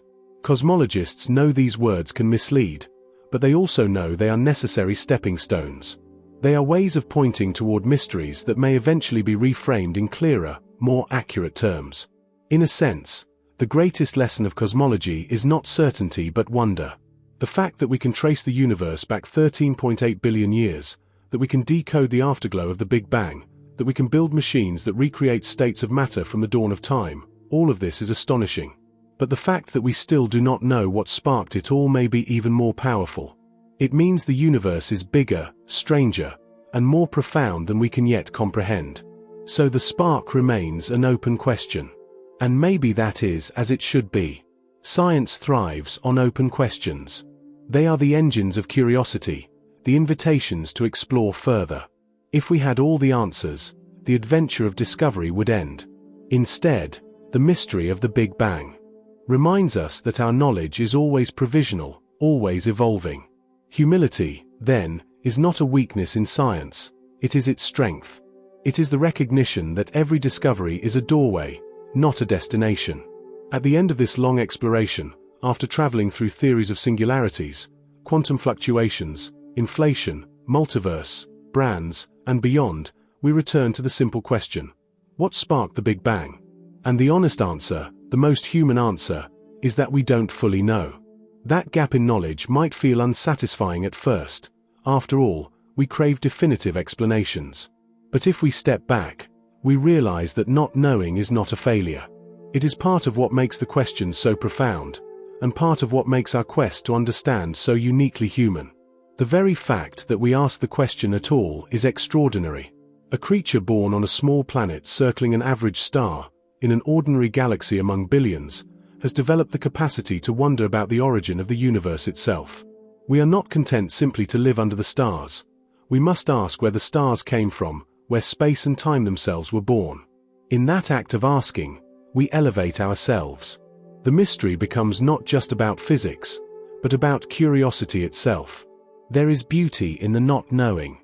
Imagine if we had a simple, final answer, if the origin of everything could be summed up in a neat equation or a single phrase. The mystery would vanish, and with it, the endless paths of exploration it inspires. Instead, each tentative answer opens new horizons. Inflation raises the question of what started inflation. Quantum fluctuations raise the question of what framework allowed those fluctuations. Multiverse theories raise the question of what gives rise to the multiverse. It is a chain that seems to stretch into infinity, where each discovery births another mystery. And maybe that is the point. Maybe the quest is not about reaching an endpoint, but about engaging in a journey of understanding that continually deepens our relationship with the cosmos. Each generation inherits the questions of the last, and pushes them forward. Each new telescope, each new equation, is a torch lighting the path a little further. Even if we never uncover the ultimate spark, the journey itself reshapes us, expanding our perspective and humbling our place in the universe. There is also a quiet poetry in the idea that the universe itself may resist giving us a final answer. If time began at the Big Bang, then perhaps the concept of a before is meaningless. If the laws of physics emerged with the cosmos, perhaps asking why those laws exist is beyond the reach of science. These may not be failures of explanation, but invitations to reflect on the limits of human thought. In a way, the boundary between what we can know and what we cannot is itself part of the wonder. So as we close, let's not think of the unanswered question as a disappointment. Let's think of it as an open invitation. The spark of the Big Bang, whatever it was, gave rise not just to galaxies and planets, but to beings who can ask about sparks, who can look into the void and search for meaning. Even our ignorance is part of the miracle, because it drives us to learn, to explore, to imagine. In the end, maybe the truest gift of cosmology is not the answers it provides, but the humility, wonder, and curiosity it ignites within us. We may never fully know what sparked the Big Bang, but in seeking the answer, we become something greater than we were. We become participants in the universe's own story, fragments of stardust daring to question the fire that first lit the stars. And that, perhaps, is the most beautiful spark of all. This video is for educational or entertainment purposes only, and information provided in the video may be incorrect. If you enjoyed the video, consider subscribing to the channel and like the video.